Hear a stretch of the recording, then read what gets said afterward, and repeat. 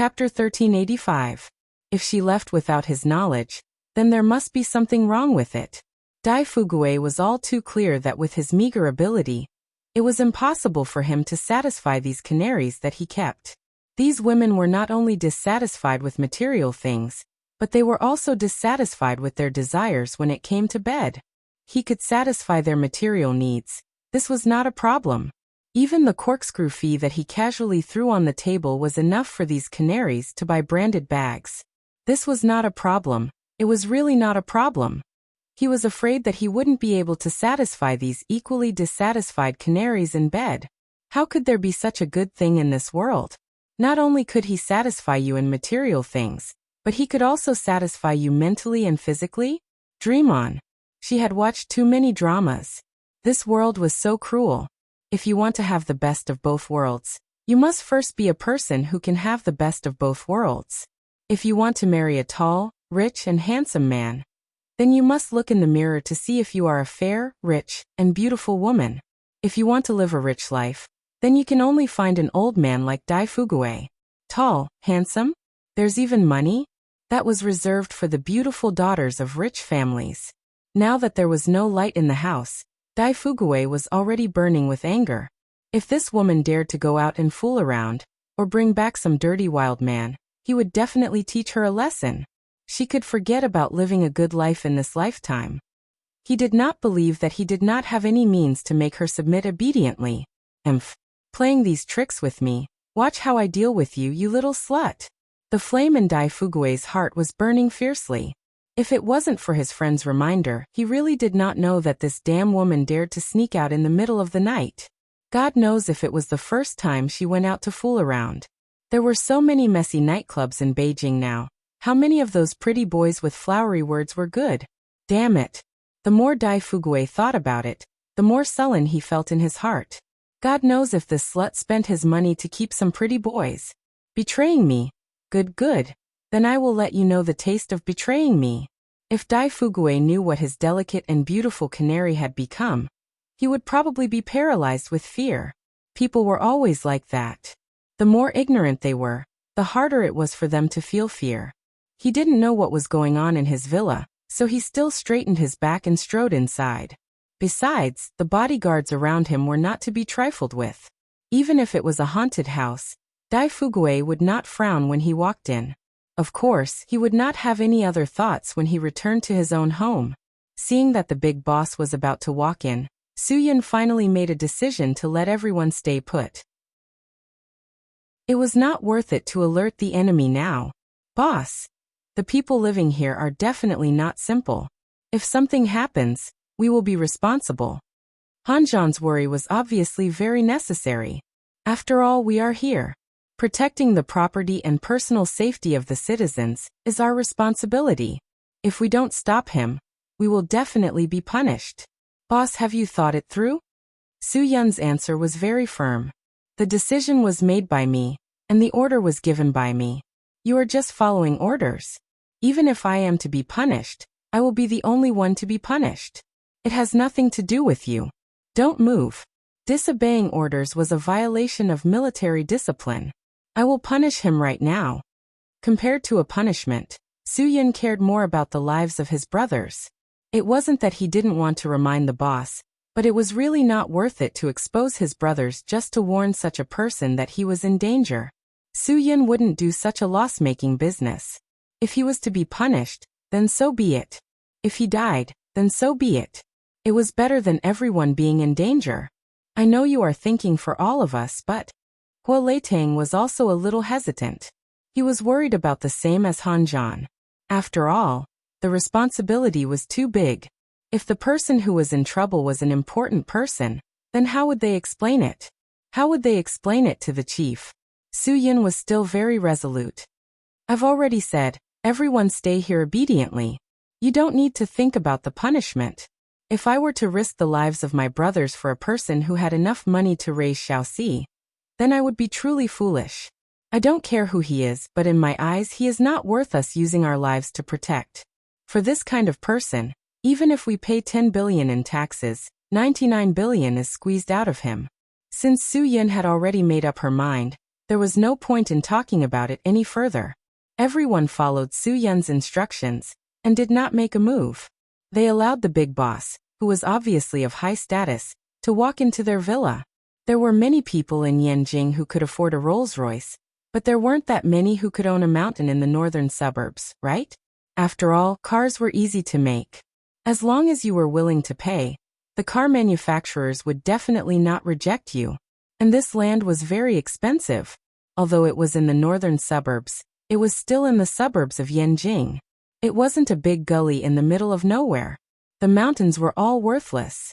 You could own a mountain in the vicinity of Yanjing, have your own mountain roads, have your own reservoir, have your own small bridge, and have your own luxurious villa. What kind of concept was that? The only thing left was to build your own golf course. Not to mention, there were really powerful people who owned their own golf courses in Yanjing.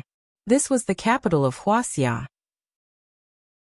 Those who could survive here were all people who could stand firm. To be able to make it this far, one must be even more outstanding among this group of people. Seeing such a powerful person walk into his villa, Su Yun had some extravagant thoughts. Could this guy directly help him take Christian in? If that was the case, it would really save him a lot of trouble, and he wouldn't have to worry about being punished. The lights in the villa were turned on, and the lights were bright. Dai Fugui walked directly to the inner door of the villa's garage. Oh, the car was at home. It was so far away. If she went out, it was impossible for her to walk, and it was even more impossible for her to hail a taxi. No taxi would be stupid enough to come to this kind of rich area for work. That meant, wait a minute, could it be that this slut had seduced a wild man into her house? Could it be that they were doing that kind of thing in his house? Dai Fugui was angry and slammed the garage door. If you are at home, get out immediately. Humph, have I raised you for so many years in vain? You don't want to serve me, and now you want to serve your wild man. Come, bring him out, let me see what that little gigolo is capable of. You dare to touch my, Dai Fugui's woman. You should go out and find out who I am. You can't touch my woman. The more Dai Fugui spoke, the angrier he became. He kicked the coffee table. I can charge you with rape with just a phone call. And you can go to jail for 10 or 20 years with just a word from me. I will also get someone to charge you with trespassing. You won't be able to make a comeback in this life. Go to jail and rely on your little gigolo's chrysanthemum to survive. Dai Fugui was burning with anger, but his bodyguard was quite calm. He whispered to Dai Fugui, "Boss, there seems to be no one at home."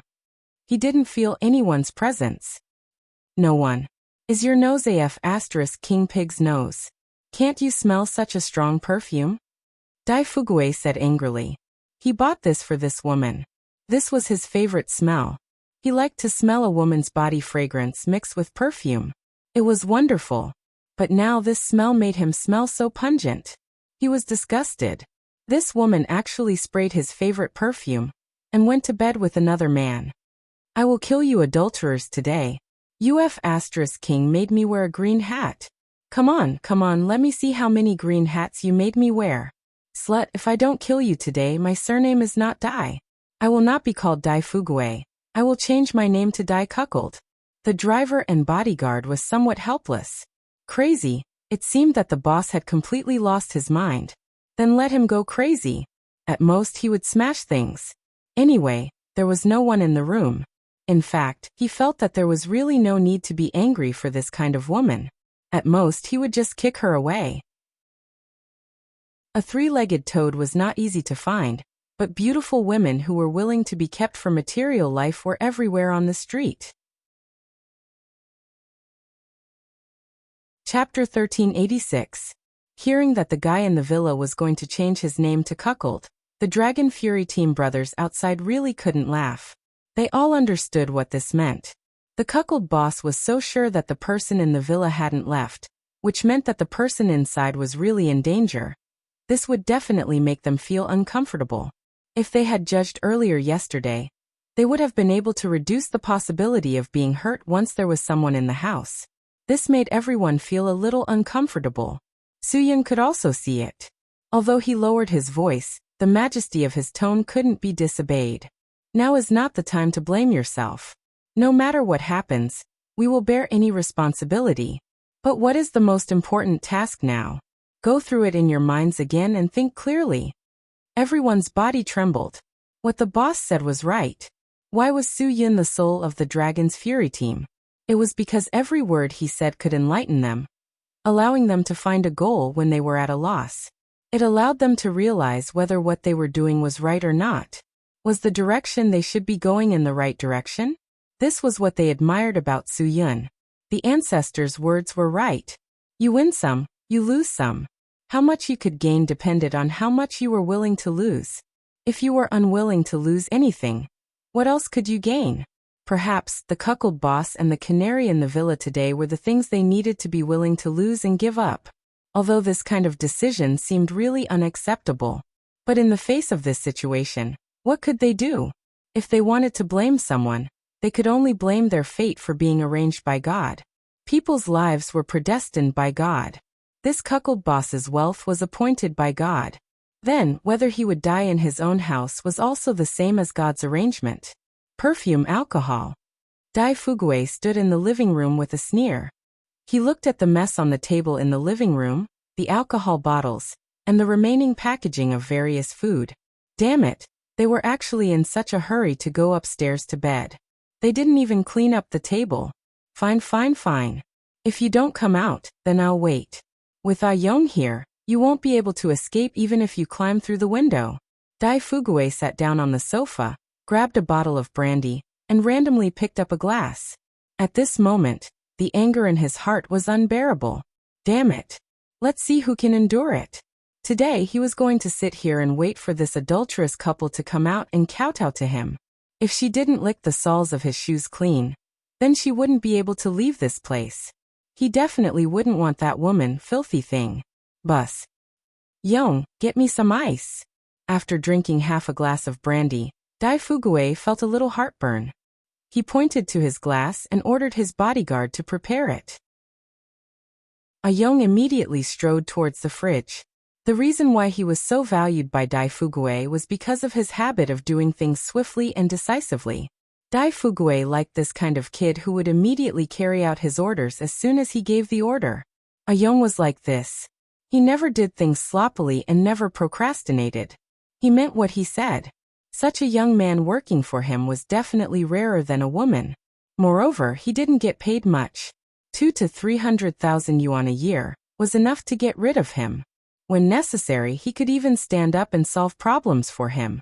Dai Fugui remembered that once, the residents near his mine asked for money for the reason that their mining had turned the fertile land into collapsed land. At first he gave it.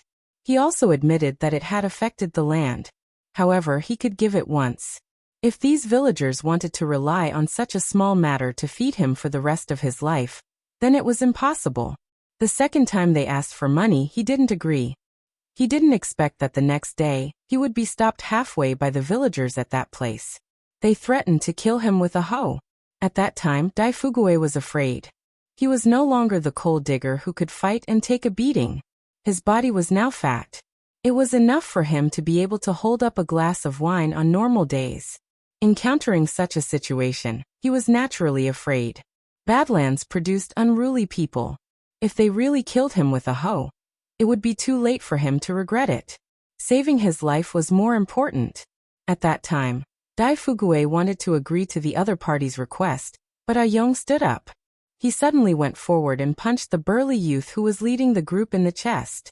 One had to know that the leader of the hoes was a famous person in their area who was as strong as an ox. It was said that his ancestors were hoisting people's palanquins, moving houses, and carrying things around. Furthermore, this kid would occasionally do odd jobs at the coal mines and railways. He would carry bags of refined coal onto the train.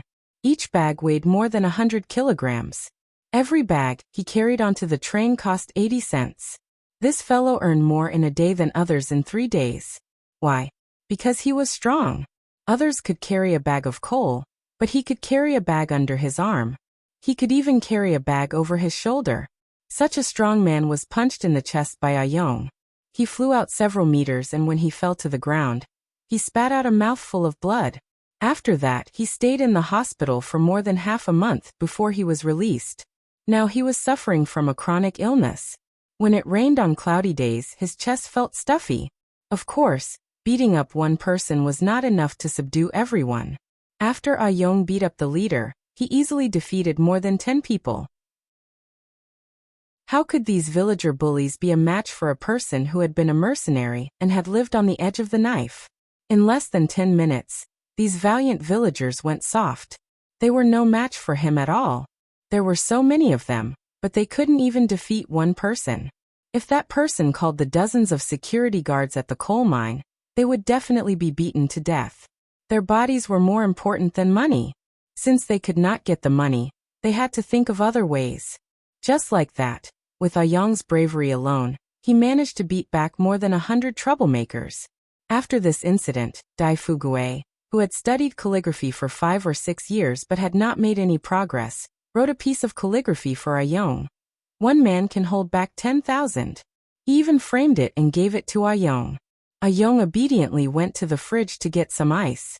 In Dai Fugui's eyes, he was a good bodyguard who could go to the battlefield and sit at the table. The moment Ah Yong opened the fridge, he felt cold all over. It was not caused by the cold air of the fridge, but by the person in the fridge who was covered in frost. Even Ah Yong, who had experienced battles, could not help but shiver all over. No wonder there was no light. Something had happened here. Dai Fugui, who still did not know anything, closed his eyes and lay on the sofa, waiting for the brandy with ice. "Boss, we have to leave immediately." Before Ah Yong could finish the last word, he felt a gust of wind behind him. But the other party did not give him a chance to fight back. Before he could even see what the other party looked like, he felt his neck being instantly slashed by something sharp. Immediately after, the pain of his lungs being blocked from breathing spread throughout his body. Just like that, a ferocious person who could hold back 10,000 men by himself was killed in an instant. The one who did it was naturally Christian. "I didn't want to kill anyone, but you forced me," Christian said coldly. "Since you forced me, I won't be polite. You are that old fart." Dai Fugui heard something wrong with the voice and suddenly opened his eyes. He saw a foreigner in front of him and immediately scolded, "F***CK, you even got a foreign gigolo. Today I will smoke." As he said this, Dai Fugui noticed that the gigolo was holding a sharp knife in his hand, and Ah Yong, who could hold back 10,000, was already lying in a pool of blood. Dai Fugui's mind went blank. Murder. Immediately after, he saw the stiff corpse in the fridge fall to the ground, and his mind went blank.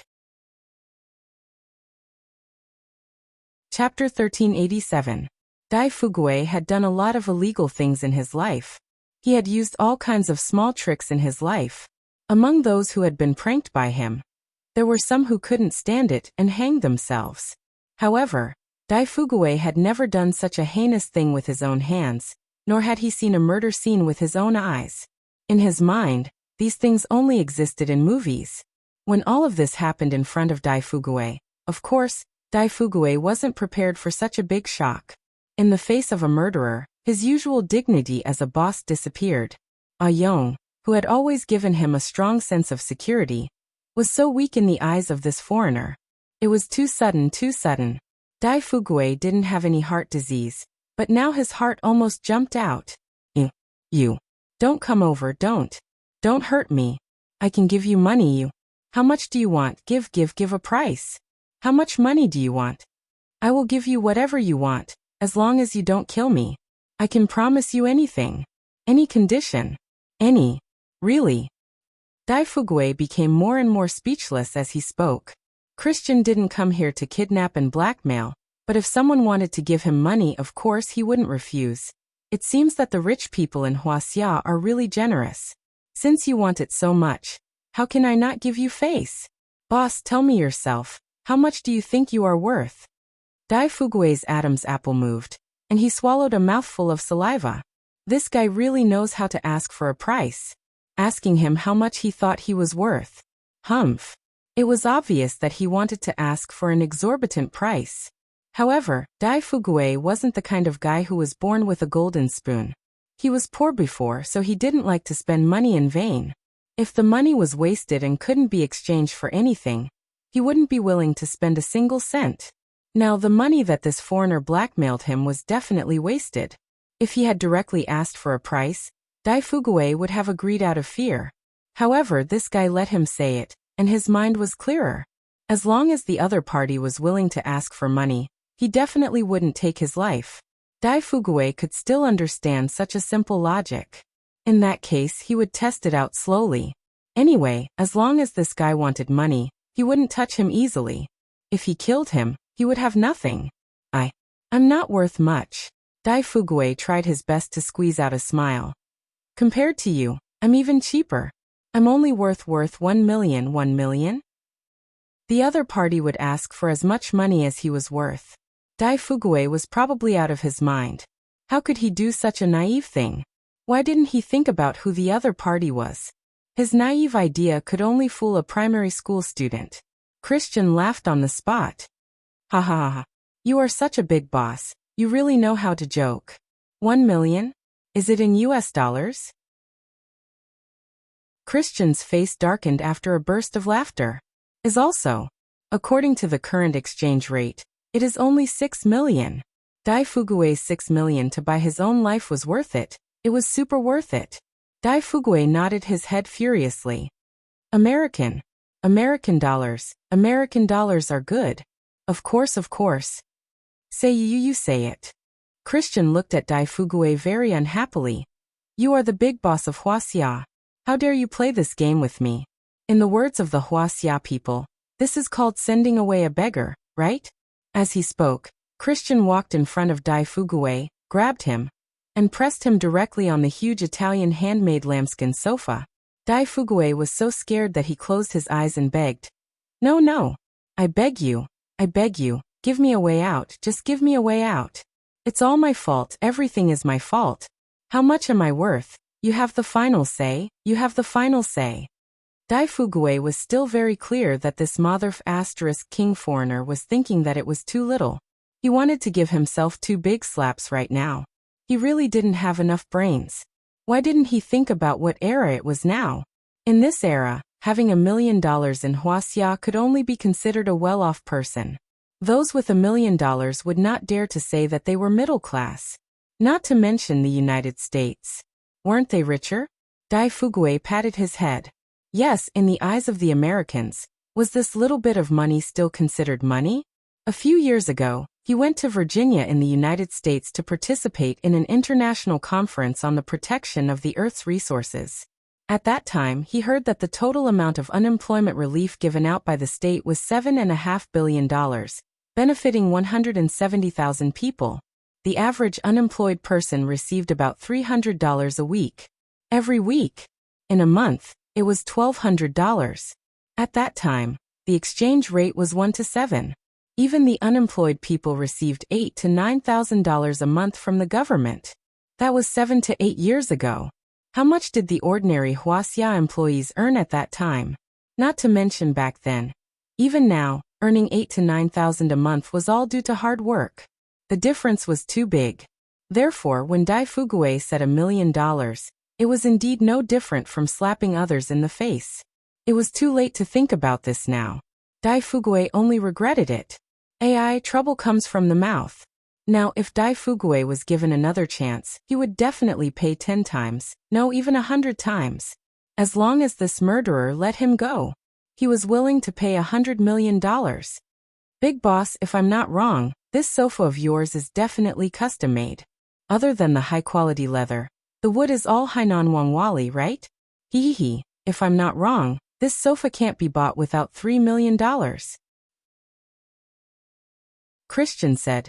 Not to mention the other things in your villa, the decorations and the house, especially the land in Huaxia's Yanjing, which is so valuable, and you have such a big back garden and forest.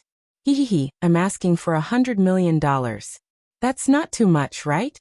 Phew, 100 million, good 100 million, Dai Fugui kept panting. This price was also within his acceptable range. Dai Fugui's heart was beating fast. I promise you. 100 million, right? I'll pay. US dollars, Christian added. What? Dai Fugui almost jumped up from the sofa. Dollars. Your lion's mouth is too big. Dollars. That was 600 million RMB. How much coal did he have to sell to earn that much? Originally, the coal industry was not doing well these days. If he didn't wash the coal into clean coal, he couldn't sell it. If he washed the clean coal and sold it again, he wouldn't earn much. Now all the natural gas and whatnot were fighting for their jobs.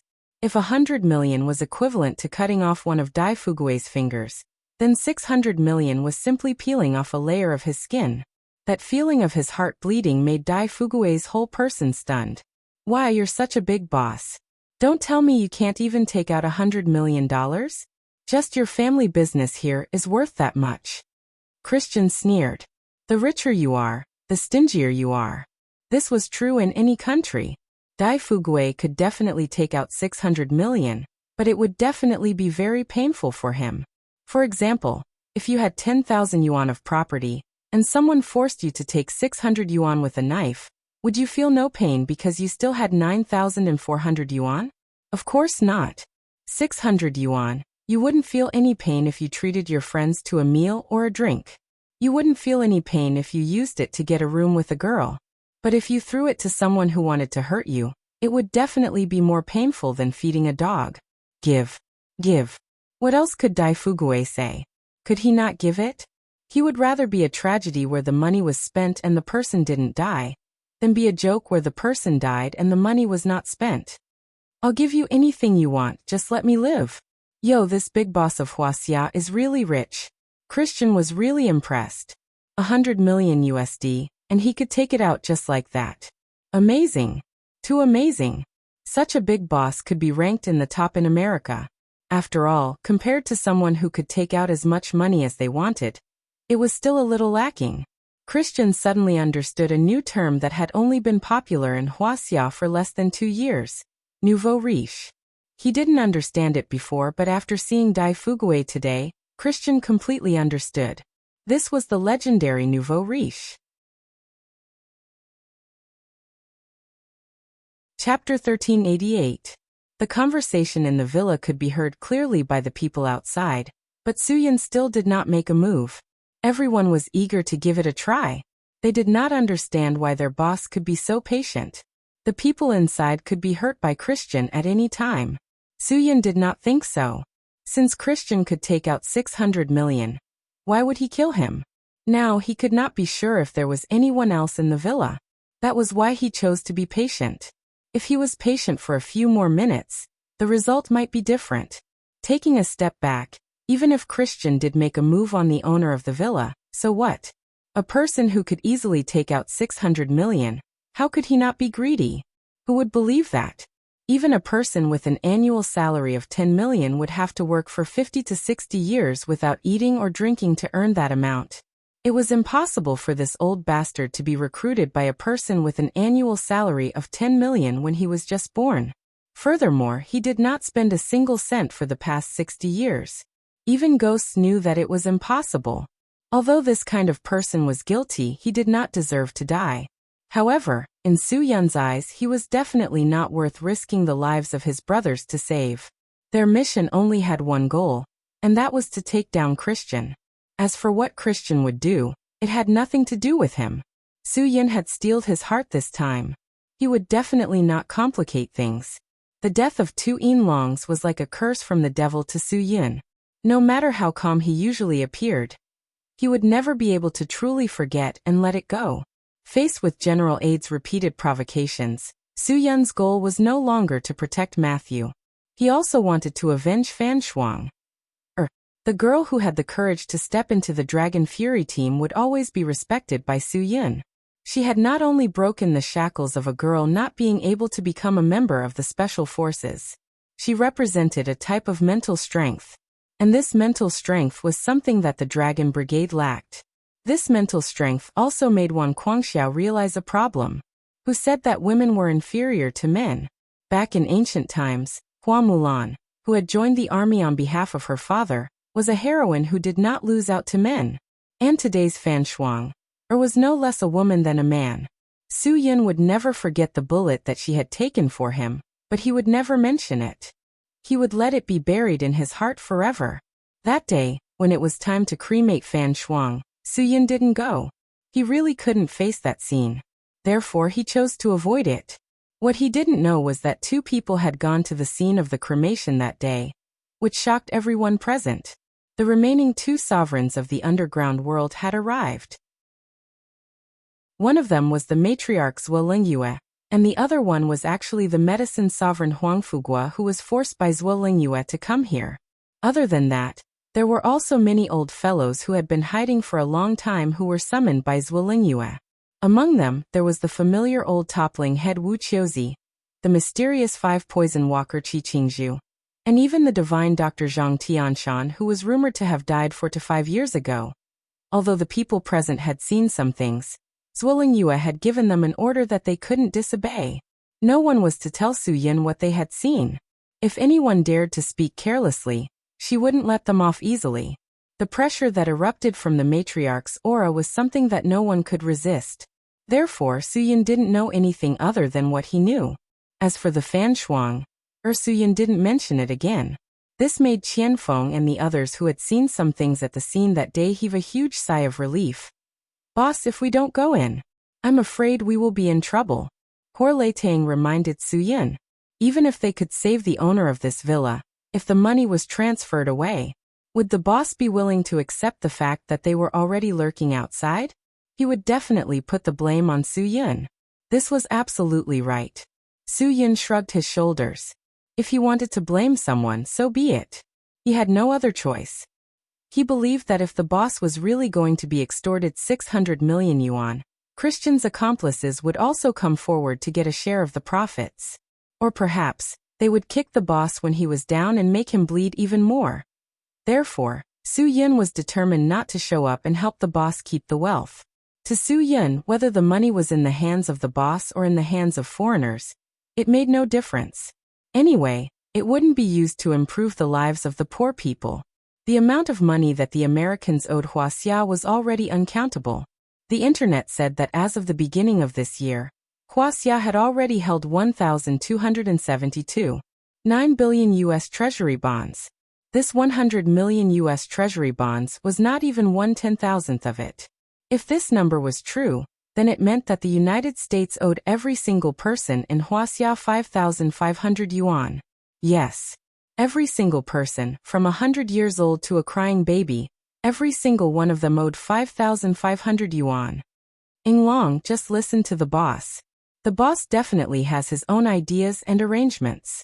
Han Zhan knew that Su Yin's decision was impossible to change. He would definitely not risk their lives to do something that he didn't think was necessary, just because he was worried about a little punishment and responsibility. Hor Leitang also didn't want Su Yin to be punished for taking on these responsibilities. After all, he was really doing it for them. Boss, we will listen to you. But if something happens, I want the brothers to bear the responsibility together. You can't shoulder everything alone. If you want to do that, I won't care so much anymore. Even if it's against military discipline, I won't listen to your orders. This was the truth. The law couldn't punish the majority. If everyone stood up, the punishment wouldn't be so severe. If only Su Yin took on the responsibility alone, who knew if one leader would be pressured by some other party to expel Su Yin from the Dragon Brigade again. Boss, I agree with Ing Long's words. No matter what, everyone should shoulder the responsibility together. Everyone will listen to you. If we can't shoulder the responsibility together, then everyone will take the risk together. I will prepare to charge now. Qianfeng also said in a low voice. My sixth sense tells me that this bastard won't be able to escape today. If you don't let everyone shoulder the responsibility together, I will be the first to charge. Charge your ass. Su Yin directly slapped Qianfeng on the back of his head. Are you threatening me? Do you believe that I won't let you fall asleep right now? Even if I fall asleep, I can't let you shoulder the responsibility alone when the time comes. Qianfeng steeled his heart. For today's matter, everyone didn't make a move together. It wasn't just because of your idea. If you want us to charge, we won't charge. Yes, it's everyone's idea. We all think so. Hua Xiaolu also laughed and said, when we go back and write the report, everyone will write the same. Hee, then boss won't be the only one to be punished. Even if someone puts pressure on the brigade, It's impossible for the brigade to expel everyone from the Dragon's Fury first team. Ha, everyone, am I right? Yes. That's right. We will shoulder the responsibility together. Whoever escapes is a coward. This matter is originally everyone's responsibility. Everyone quickly reached a consensus. What else could Su Yin say? This bunch of people, he really. In the villa, Dai Fugue trembled as he dialed a number. You haven't slept yet, right? Hello, boss. What instructions do you have? The person on the other end of the phone immediately said. I'll give you an account number, foreign exchange, America. 100 million USD. Transfer it to me immediately. Use the fastest way to transfer it, the kind that can be transferred in seconds. It doesn't matter how much the handling fee is. Do it immediately. Dai Fugue tried to make his voice not sound so shaky. He was afraid that his subordinates would hear it. If they asked any questions and angered this murderer, his head would be gone. The person on the other end of the phone was a little suspicious. After all, 600 million in the middle of the night really made people feel that something was wrong. Boss, you want so much money too. Do I need to report to you? Dai Fugue was slightly angry. Do it immediately. Don't waste my time. It's urgent. Yes. Boss. His subordinates didn't dare to question him, and did it immediately. Christian turned on the computer, and logged into the international online banking. He waited for his 100 million USD to be transferred to his account. When the time came, it wouldn't be too late to kill this guy. This old thing definitely can't be left alive. He must die. If he doesn't die, what if he goes out and spouts nonsense? 100 million USD, isn't it too little? Chapter 1389. The whole transfer process took less than half an hour. As expected of a rich man, he was able to take out 100 million USD just like that. Not to mention ordinary people, even Christian, who had seen many storms and waves in his life, doubted that he was dreaming when he saw the 100 million USD in his account. In other words, happiness came too suddenly. Christian never thought that he would be able to rake in hundreds of millions of US dollars by finding such a place to stay. One must know that his salary and benefits would never reach this number in his lifetime. How could he not be excited? Christian's excited laughter could be heard from the villa. This guy seemed to have forgotten himself. At this time, Su Yin finally concluded that there was no one else in the villa. If there was someone else, Christian would definitely share the joy, and the others would immediately continue to extort the boss. At this moment, other than Christian's excited voice, there was only Dai Fugue's depressed sighs in the villa. How many ways did he have to come up with to get 100 million USD? Sigh, this goddamn guy. Are you satisfied now? 100 million USD is in my account. I can leave now, right? Dai Fugue naively thought that he could leave after giving the money. He did not even think about it. Since ancient times, who had heard of a hostage paying the ransom himself? Christian's joy could not be concealed. He looked up at Dai Fugue. You think that you know that I killed 2 people in your villa? Where should you go after you leave? What should you do? Don't say that you will go back to sleep somewhere else and pretend that nothing happened. I won't believe such nonsense. Dai Fugue stared at him. What do you mean? Didn't we already agree that I will give you the money and you will let me go? You can't go back on your words. The money? You have already gotten the money. I want to leave. You have to let me leave. I can't die. I have already given you the money. Boss, you are indeed a big boss in business. You are so honest and trustworthy. Christian said. But I am not a businessman. I don't know what honesty is. I am a person who will do anything to achieve my goals. So, I can't agree to your conditions and requests. Are you going back on your word? Dai Fugue felt cold sweat trickling down his spine. The few hairs on the back of his head stood on end. Fear instantly invaded his entire body. You can't do this. You'll go to hell for betraying me. Christian didn't think much of it. Go to hell? But I don't believe that there is a hell in this world. I don't even believe in God, and you want me to believe in hell? If there really is, then I'm willing to go and see what hell is like. I really want to see if hell is as terrifying as the legends say. Ha ha ha. What was hell like? In Christian's eyes, he had already experienced hell. Which part of General Aid's training wasn't hellish?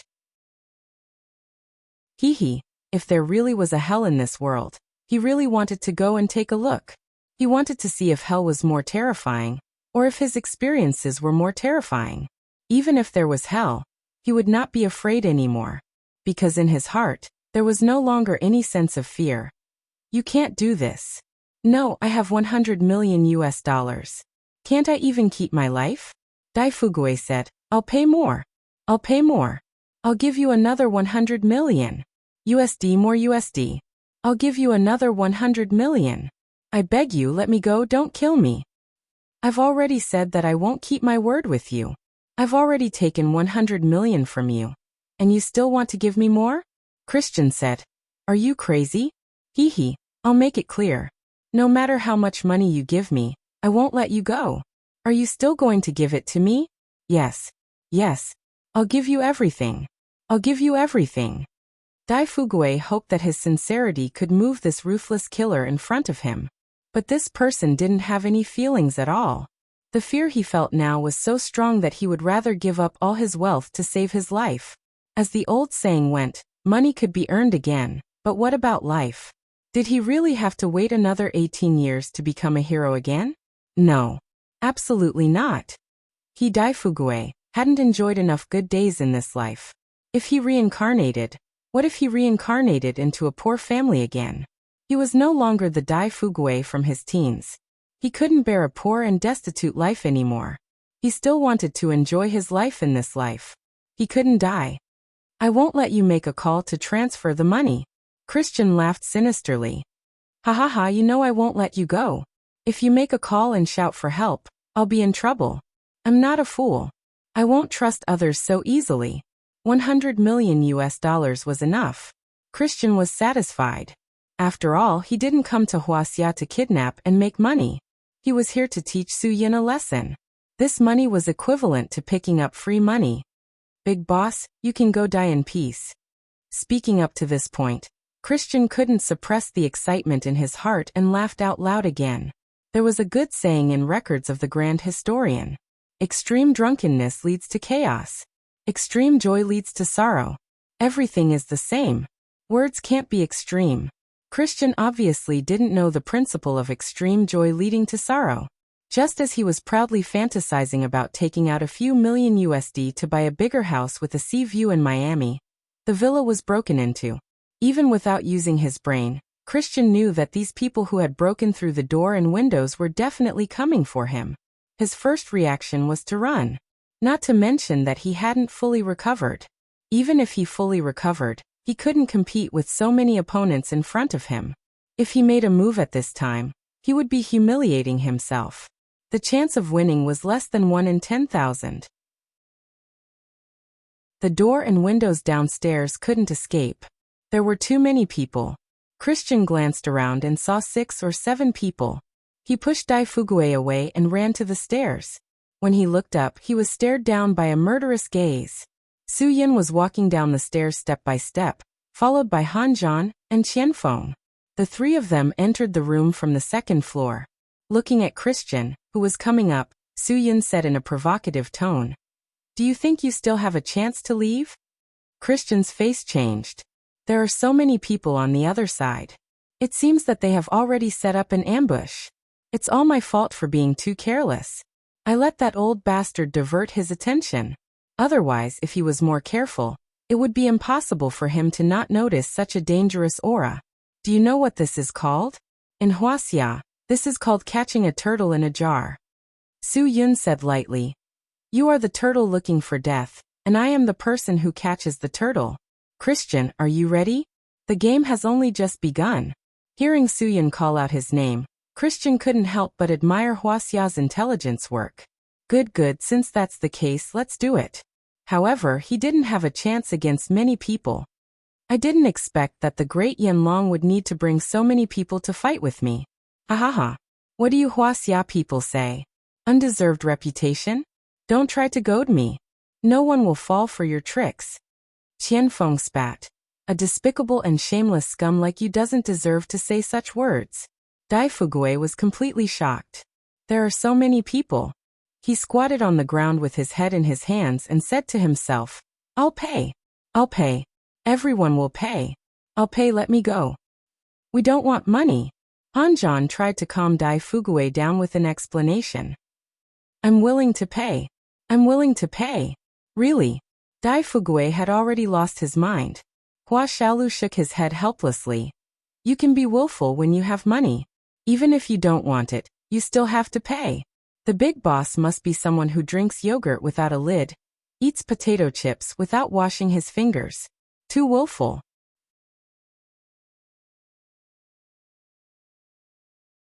Chapter 1390. The willful Dai Fuguei had long lost the rationality of a normal person. He was now completely unable to think properly. Nothing mattered in the face of survival. He only had one goal now, and that was to survive at all costs. Dai Fuguei was after all a victim. His current predicament was more or less related to their decision to bide their time. Hanjan was somewhat apologetic. Embarrassed, he led Dai Fuguei to a safe place behind them. Please don't worry. Leave this person to us. He's the evil person we've been looking for. We'll never let him go. We're here to catch him, so please don't worry. With us here, he won't be able to hurt you at all. I promise you, with the national emblem on our chests, no one will be able to hurt you. Hearing the national emblem, Dai Fuguei was stunned. He suddenly realized that these people should be on the right path. They were people of the country. They were definitely not a motley crew. Ha ha ha ha ha, there's always a way out. But what were these guys doing earlier? If they could appear so suddenly, it meant that they had arrived earlier. Then why didn't they come in earlier and tie this person up? No one noticed the change in Dai Fuguei's mentality.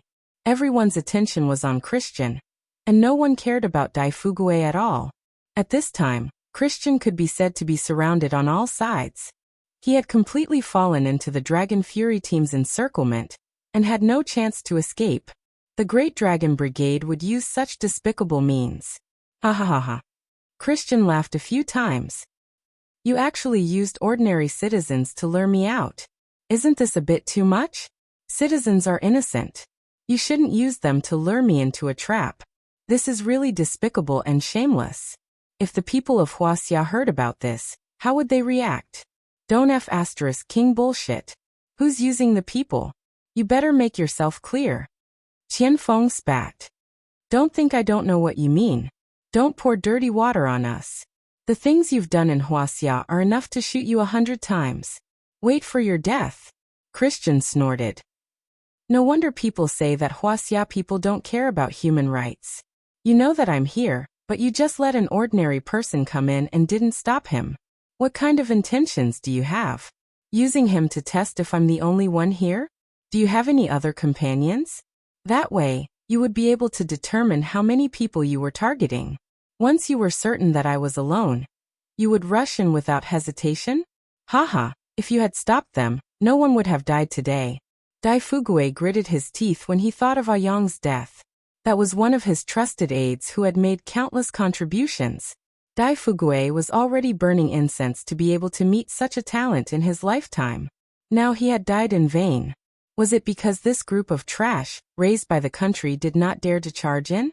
Thinking of this, Dai Fuguei was annoyed again. Or perhaps, these bastards knew that someone had broken into his house, but they didn't make a move, which led to the death of his canary. Bastard! Bastard! Dai Fuguei was about to explode from anger. That's right. It's because of my decision that you've killed another person. Suyin didn't deny this fact. So, I can't let you go. I don't need to emphasize. You know that you can't leave today. It's your choice whether you want to make a last-ditch struggle or surrender. Christian sneered. Have you ever heard of an agent who would choose to surrender without putting up a fight? If you were surrounded by our people, what would you choose? Suyin sneered as well. I would kill all of you. You would think so too. Unfortunately, you don't have the strength. Your body is still a problem. What do you have to continue fighting with me? Yin Long, have you heard of this saying? Never underestimate a person's desire to win at any time. Christian said. Although I'm surrounded by your people now, I have already set up a bomb in this room. If you dare to act rashly, We will die together. Ha ha ha. You have so many people and I'm alone. I'm more worthy, right? The moment Christian said that, everyone was shocked. This method of dying together was really too ruthless. Huoletang gritted his teeth. If he knew this would happen, he wouldn't have let all of them rush in. If this Christian was really so vicious, what should he do? What if he suddenly detonated? There were so many elite brothers in the Dragon Fury team. If he was asked to perish together with Christian, he would not hesitate at all. But the lives of so many brothers, the price was too high. When Dai Fugui heard the bomb, he was so scared that he trembled again. He had the urge to pee. He opened his eyes wide and stared at Han Zhan. Didn't you use the national emblem on your chest to guarantee that I wouldn't be hurt? There's a bomb. A bomb. You want me to die? Han Zhan's temper was quite good. But at this time, Dai Fugui also came out to interfere. He was more or less annoyed. This was a matter of great importance and urgency. He didn't have the time to appease Dai Fugui. Whether or not he could adjust his state of mind would depend on his willpower. If he continued to cause trouble, he would only distract his own people. Shut up. Hua Xiaolu glared at Dai Fugui. If you didn't barge in, we wouldn't be in this situation now. If you still want to live, then shut your mouth and go to the corner. No one will think you're mute if you don't speak. Who was Dai Fugui? He was a big leader. When had he ever been humiliated like this? Who dared to speak to him like this? Wasn't that asking for death? But now what could he do? Hit the table and be rude to this young man in front of him? He couldn't be rude. He was afraid of death. If he wanted to live, he had to rely on them. Although this was his own home, he felt that he had to lower his head when he was under someone else's roof. Forget it, forget it. This was probably his fate in this life. Ups and downs, storms and waves. What hadn't he, Dai Fugui, experienced before? If he couldn't tolerate this, he wouldn't have been able to reach his current position. Christian, don't you Americans have a draft for bragging? Su Yun laughed disdainfully. Do you think I'll believe your words? Christian didn't care about Su Yun's disdain at all. Instead, he said to Su Yun more confidently, Captain Yanlong, if you don't believe me, then come and try. Bet with me and see if I'm talking nonsense. Although I only have myself as a bargaining chip and you have so many chips, we're all playing 5-card stud. We'll see who wins and who loses immediately. Oh. Everyone's hearts were in their throats. Wasn't this game a little too big? They believed that Su Yun wouldn't do this. The risk was too great. They had to find another way.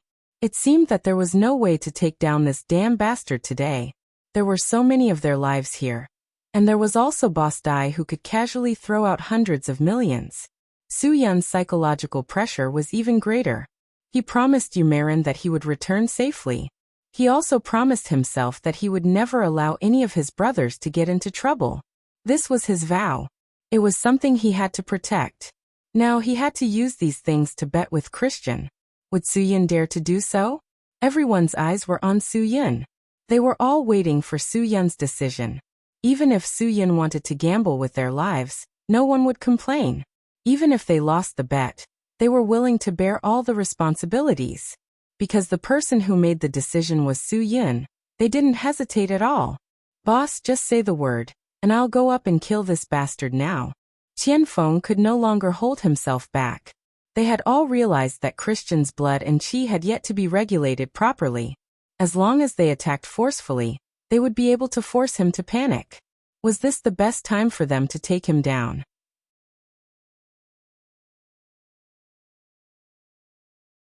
Chapter 1391.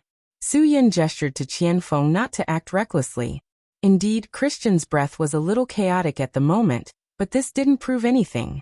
What if this guy was pretending? It wasn't impossible to deliberately use this trick to make them underestimate the enemy. In the face of such an opponent, Su Yun didn't dare to let down his guard in any details. Bet. Su Yun smiled slightly. Why wouldn't I bet? No matter how many chips I have, no matter how little you have, it won't change the result of me winning in the end. So be it, as long as you dare, I dare. Are you really 100% sure? Christian asked Su Yun again. Don't be so sure. If I win, My life can be exchanged for more than 10 of your lives, including the big boss who pays hundreds of millions of taxes to your government every year. He will be buried with you. Huaxia's losses won't be small because of this, right? Christian, this matter is between us. It has nothing to do with ordinary people. Han Zhan suddenly said. We each have our own masters. If you want to fight, you are fighting against us. He is just an ordinary person, let him leave. Only our boss will bet with you. Aya. Dai Fugue raised his head and looked at Han Zhan. This is really a good person. At such a critical moment, he was probably the only good person who would still think of him. Good people have a peaceful life, Dai Fugue thought. If you die, I will burn 10 billion hell notes for you every year. No, I will burn 100 billion hell notes. I will even burn pounds for you. Your great kindness, Dai Fugue will never forget it. Dai Fugue had already stood up and was ready to leave. As long as he left, it didn't matter if this place exploded. At most, he would pay for a martyr's monument for these martyrs and let future generations worship them. This was no problem. He didn't want the $100 million he just transferred out. He would treat it as buying his life. Spend money to avoid disaster. Spend money to avoid disaster. The words of the ancestors were indeed reasonable. Seeing that Dai Fugue was about to stand up and leave, Christian didn't do anything to stop him. He didn't have the time to care about Dai Fugue. He needed to think of a way to get him out of this damned place. He couldn't die here. His dream hadn't come true yet. He hadn't become someone like General Ade. Even if he died, he wanted to die in a meaningful way. Thank you, heroes. Dai will take my leave. Dai Fugue cautiously walked towards the door while speaking nicely. He was now afraid that the foreigner would suddenly stop him from leaving. Then he would really be scared to the point of pissing his pants. But before Christian could say anything, Su Yun spoke first. Wait, you can't leave. You have to stay. This is your home. If you leave, won't we be trespassing? When this is over, we still need you to testify for us. Prove that we are here to arrest this person, and not to intentionally break into private residences. I'll give you the house. This place is yours. You can do whatever you want, and you can do whatever you want. That's enough, right? Just let me go. Dai Fugue was so frightened by Su Yun's words that he trembled. When he heard that it was someone from his own country who spoke, he became angry. Can't you think about the people when you do things? Think about the people. Don't be so stubborn. Your revenge has nothing to do with me. I beg you to be magnanimous and let me go. From the beginning to the end, Christian didn't say a word. His mind was quickly thinking of a countermeasure. He would definitely lose if he attacked forcefully. He had to outsmart him. Boss, you really can't leave. Su Yun said lightly. You are a pretty big bargaining chip in my hand. Think about it. Will he let you go? If you die, how much will Huaxia's taxes be reduced? How heavy a blow will it be to us? So your importance is even greater than ours. Dai Fugue was really pushed to the edge. You still know my importance. I'm not afraid to tell you that my mines pay tens of billions of taxes to the country every year. Do you know what tens of billions means? Do you know? Do you know how much this money can do for the country? I can't die. If you are a member of the government, if you have the national emblem on your chest, then you must let me live. Even if you have to use all of your lives in exchange, you must let me live. The hysterical Dai Fugue had even forgotten the feeling of fear. What he said was indeed the truth from his heart. He really didn't think that these people's lives were worth more than his own. He really thought that even if these people died, they should still protect him. When he said that it was his mine and that the taxes were in the tens of billions, everyone present knew who he was. Su Yun smiled slightly. So it's Boss Dai. The people of the whole country want to thank you for your contributions to the country every year. However, do you really think that all of our lives are not worth as much as your life? All of our lives in exchange for your life, is it worth it? It shouldn't be like this. Everyone is equal. It's because of your thinking that the Americans always say that we don't know how to respect human rights. I'm telling the truth. I'm very important to the country. You can't deny it. Dai Fugue said. You must save me. You must save me. I absolutely can't die. Even if you die, you must let me leave this place alive. Then I'll tell you. Impossible. Su Yun said bluntly. Even if I let you die here, I will never sacrifice any of my brothers. Remember this sentence clearly. These brothers of mine, every one of them was cultivated by the country with a lot of effort. Their importance is definitely more important than yours, because every one of them is irreplaceable. But you are different. If you die, someone else will take over your position. There are countless people in Huaxia who can manage a company, but there are very few who can be qualified to be a member of the Special Forces. It takes 10 to 20 years for a member of the Special Forces to mature. How can you exchange your life just because you say so? Your life is not as valuable as you think. Other people's lives are also not as worthless as you think. Dai Fugui swallowed a mouthful of saliva and looked at Su Yin with a face full of fear. This guy, how dare he speak to him like this? Could it be that he really wanted to use his life as a shield? I have already paid the money. You can't kill me. Dai Fugui's begging shifted to Christian. You have to let me go. Let me leave this place. Boss, it's not that I don't want to let you go. It's your people who don't want to let you go. If they let you go, you can leave at any time. It has nothing to do with me. Su Yin snorted. Don't. Let's end our bet first. The more chips I have, the more advantageous it is for you, right? Come on, I have so many people. If you want us to die together with you, this is the best chance. Where are the bombs? Detonate them. Come on. Christian really didn't expect Su Yin to be so stubborn. He actually dared to say this. One must know that he was a member of Huaxia's Special Forces. In his understanding, a member of Huaxia's Special Forces should put Dai Fugui's safety first before considering how to deal with his own affairs. But Su Yin didn't do that at all. You lunatic. Dai Fugui said. What's in it for you? If I die together with you, will you be so happy? Su Yin sneered. Boss Dai, why do you think he dares to let you go? It's because he doesn't have the so-called bombs. If he does, with such a big chip like you, how can he let it go so easily? Please use your brain and think about it. If he had such a card, he would have played it long ago. Do you still need to talk so much nonsense with me? Do you still need to tell me? Although Su Yin had emphasized before coming, most people were still deceived by Christian's lies at the critical moment, because they were worried about the other hostages. It was easy to be deceived. Su Yin had emphasized that they couldn't believe him. So when Christian appeared more confident, he was more sure that he was lying. Besides, he was injured and came here to rest. How would he have the time to look for explosives?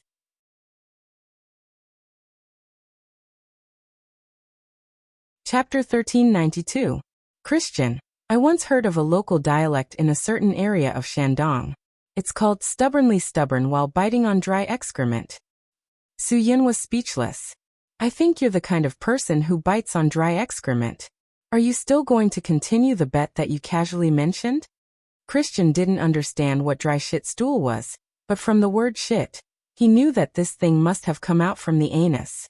It must not be put in the mouth to bite. Su Yin actually insulted him like this. Christian's mouth twitched. A gentleman prefers death to humiliation. Looking at his posture and tone, if he really had a bag of explosives in his hand, he would definitely rush directly to Su Yin with it and blow up Su Yin into ashes. Everyone's hearts were in their throats, worried that there would be an explosion at any time. Even the Dragon Fury team members, who had long been prepared to die at any time, had to frown. They were ready to bear everything at any time. Dai Fugui's little heart almost jumped out. He directly hid in the corner with his head in his hands. Dead. I didn't expect that I, Dai Fugui, who had lived such a glorious life, would die in such an innocent matter. Sigh, it's fine. I guess I have done too many shameful things, and God doesn't intend to let me live. I actually met such a group of lunatics. Lunatics. Even if I die, I will entangle with you to the end and ask you why you won't let me go. Of course, this complaint was directed at Su Yin. Dai Fugui thought, if I were to leave, wouldn't there be no such troublesome matter? It's all this guy's fault. What's his name? Yin Long? What a damn name. When I see the king of hell, I will sue you. Harming innocent living beings was a crime. However, the mutual destruction that everyone was waiting for did not happen at all. Christian knew that his plan to blow up the troops had failed. What he couldn't believe was that even if everyone present suspected and worried that the bomb he said was real, except for the big boss Dai Fuguei, no one tried to find a safe shelter to escape. Everyone was still the same as before. Their eyes were fixed on him, making it impossible for him to find a chance to escape. This group of people was really too scary. They had no doubts about Su Yun's trust. Even if it was a gamble with their lives, none of them had any hesitation. No wonder General Ade had to be so careful to deal with this Yanlong. This Yanlong really gave people a very uncomfortable feeling. Christian knew that if he didn't get rid of this person, he would become a big problem in the future. But what should he do now? He was already surrounded. With so many people from Huaxia's special forces, even if a fly wanted to leave, it would not be able to fly out without their permission. He really didn't know what kind of bewitching potion Su Yun had given these people to make them so willing to give their lives to him.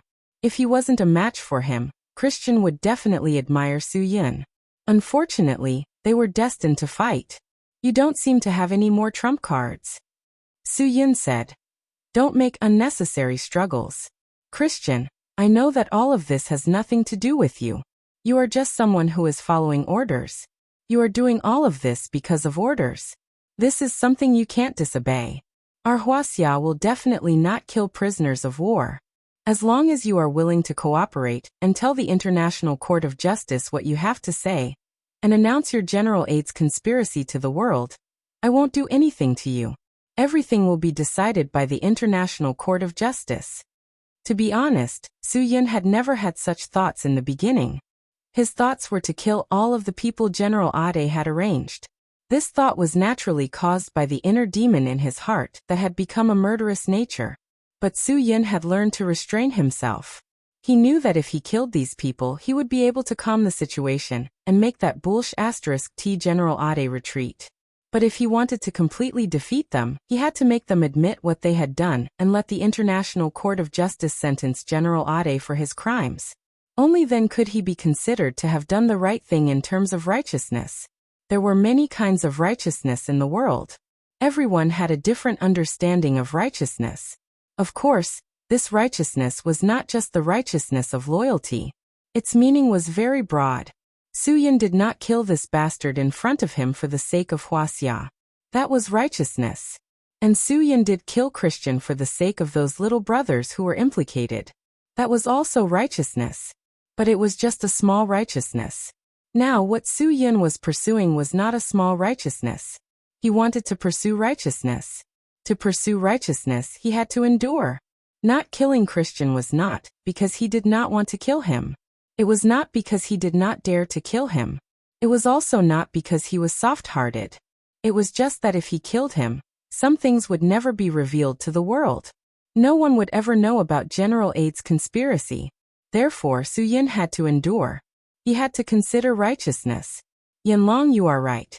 We are indeed serving our own masters. Christian said. So, what I did was not wrong. What you did was not wrong. Even if it was wrong, it was the fault of the orders from above. If we are not opponents, I really hope to be friends with you. Su Yun ignored Christian's goodwill. Qianfeng spat. Yo, you still want to play the hero's game with our boss?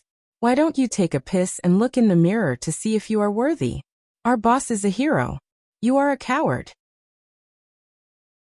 Do you understand? Christian really did not understand. But as long as there was a glimmer of hope, he would not miss the chance to live. He was still trying to disturb Su Yun. Don't you think that we can be friends? Su Yun sneered at Christian. I admit that the person who gave the mission was not you. You were just following orders.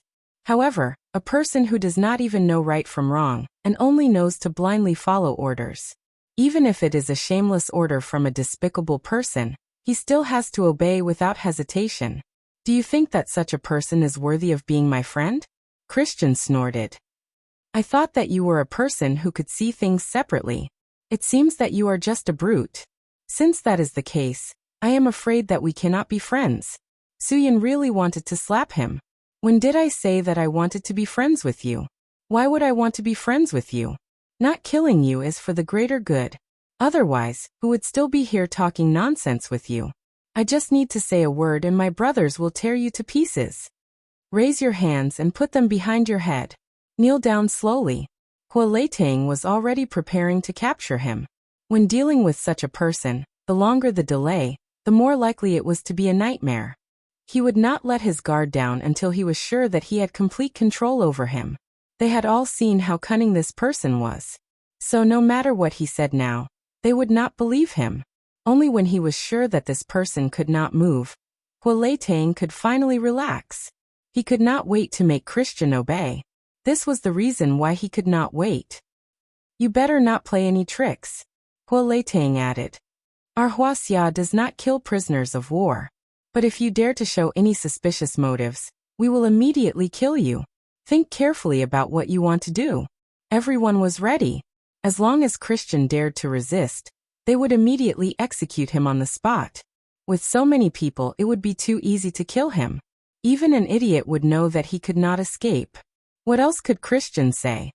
He could only listen obediently and slowly raise his hands above his head. He could not die. Where there is life, there is hope.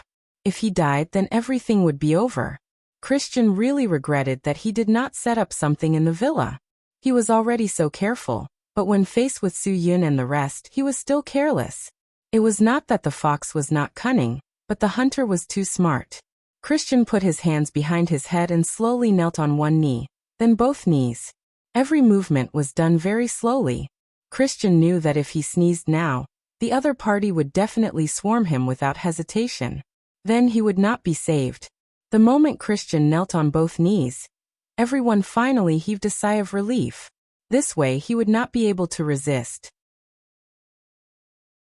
Hua Leitang smiled and signaled Hua Xiaolu to go forward and handcuff his hands behind his back. Dai Fugui was still trembling in the corner, waiting for the bomb to explode. It had to be said that he was really frightened.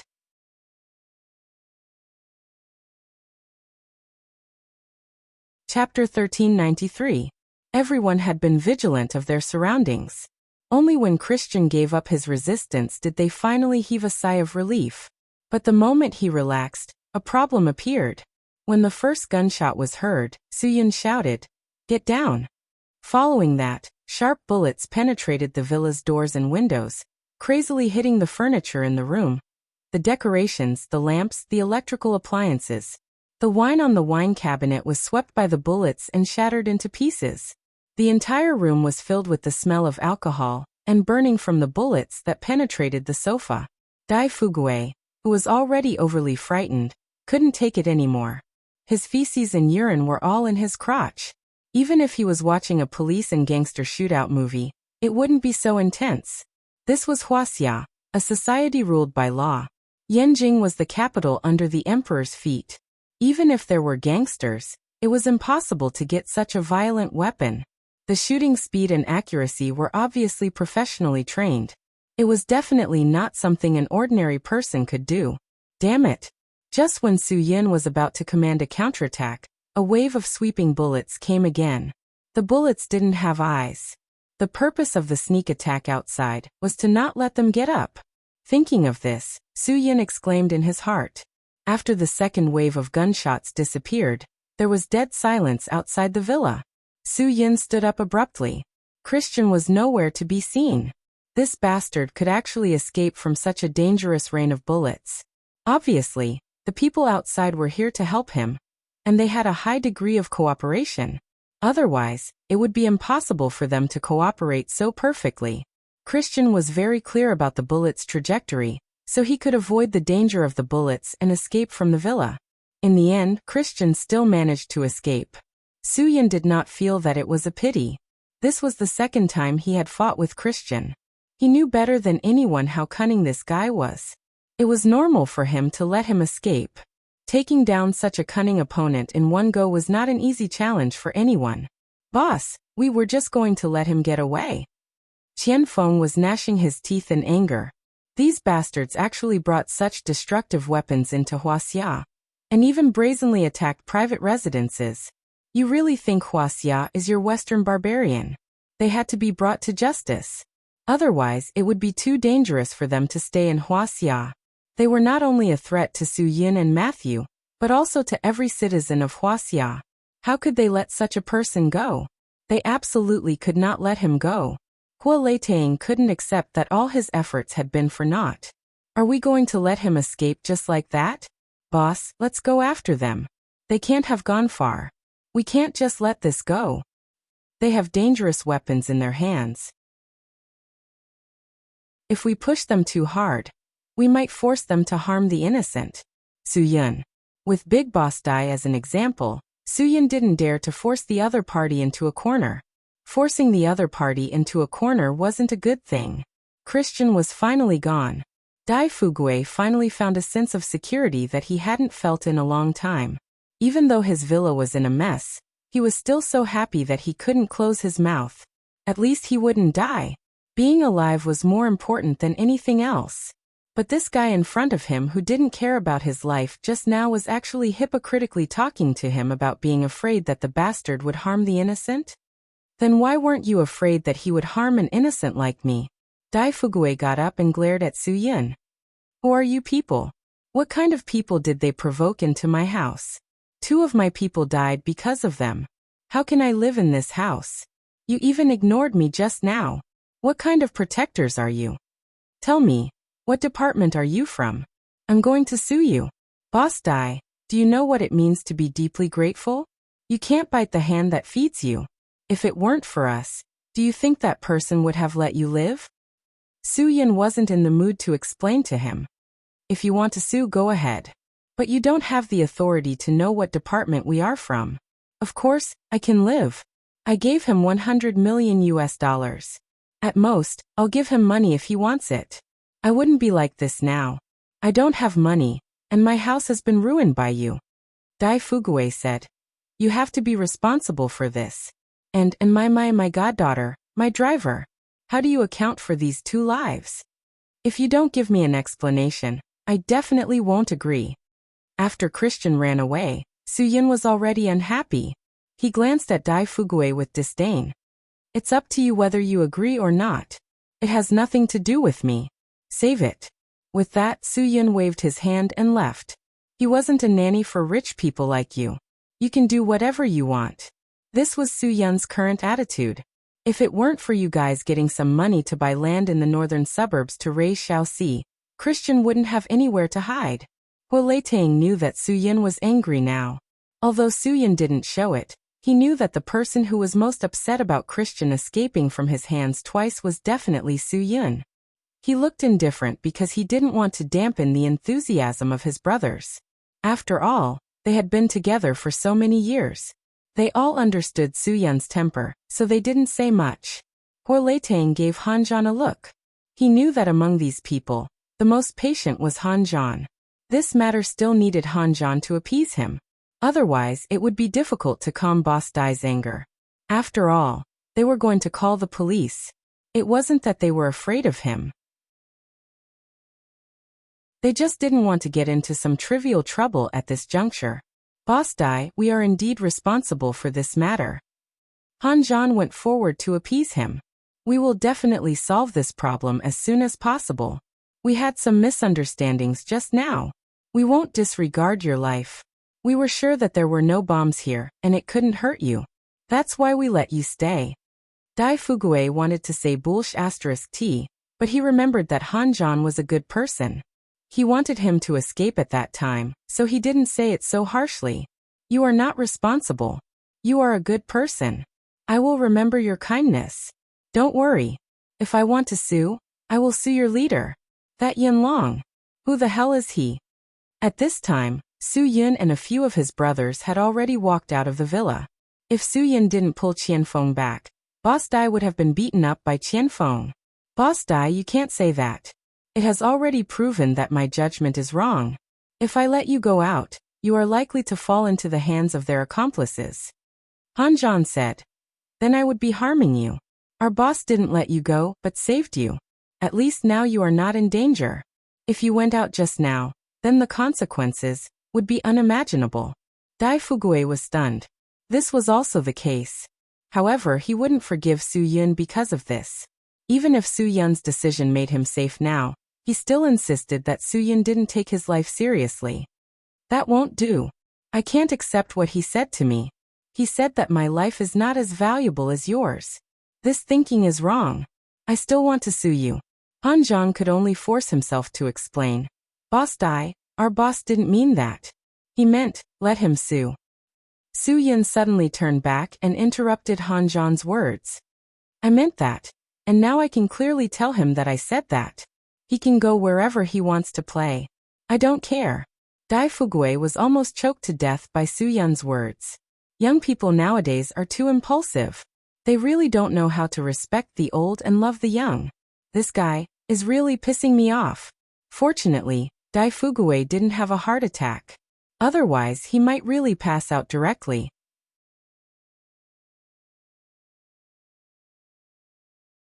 Chapter 1394. Han Zhan was having a headache. Su Yun was someone who didn't admit to anything and wasn't afraid of anything. No matter how tough Dai Fugui was, he couldn't be tougher than Su Yun. It was definitely impossible for them to reconcile. Boss Dai, you still have to tell the police about this matter. After all, someone died. Our responsibility is to hunt down the guy just now, but these things should be left to the police to deal with. Han Zhan said. You'd better call the police to deal with it. We will also catch the culprit as soon as possible. As for the identities of the two victims in your house, you need to confirm with the police and contact their families. Dai Fugui was stunned when he heard that. Contact them? How could he contact them? A Yong was a mercenary he hired at a high price. He had no identity and had a murder case on his hands. If the police asked about this, he couldn't say anything. He had to rely on his connections to solve it. As for the Shaoxi he kept, he couldn't talk about it. Notify their families? If they knew that his daughter had followed him and died in his villa, then this matter wouldn't be settled with a small amount of money, right? His reputation would also be affected. Sigh, why did he have to be involved in such an unlucky thing? What a sin! Dai Fugui gritted his teeth in hatred. If someone was to be blamed, then blame the guy who led the team for not being capable. Yan Long. Stop right there. F***CK. Our boss's name is not for you to casually shout.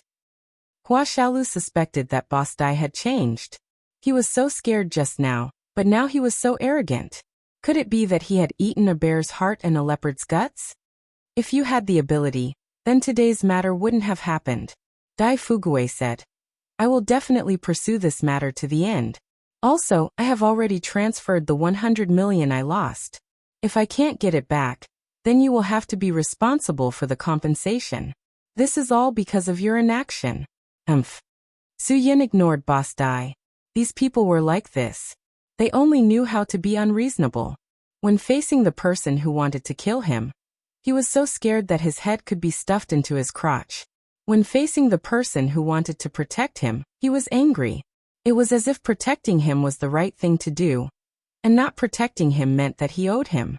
Scum, why didn't Christian slap this old bastard to death just now? That would save him a lot of trouble. Have some conscience when you speak. What if we don't do something? If we didn't do anything, you would have died in that guy's hands. Han Zhan was such a good-tempered person, but he couldn't bear to listen any longer. We've said what we should and done what we should. You're on your own. You are the ones who should take care of yourselves. Dai Fugui still didn't know what was good for him and said, let's try and see whose relationship is stronger. I don't believe that I can't control you guys. Do you know my identity? Do you know how many of my sworn brothers are high-ranking officials or above? You want to pretend with me? Fine, let's see who can pretend better. If you dare to talk to me like that, then go back and wait. If I don't let your leader teach you a lesson, I'll change my surname to yours. After returning to the Dragon Brigade, Su Yun was in a bad mood. It wasn't because of Boss Dai's threat, but because they didn't even see the guy who rescued Christian. This was Hua Xiao's land. They should be in the dark while the other party was in the light.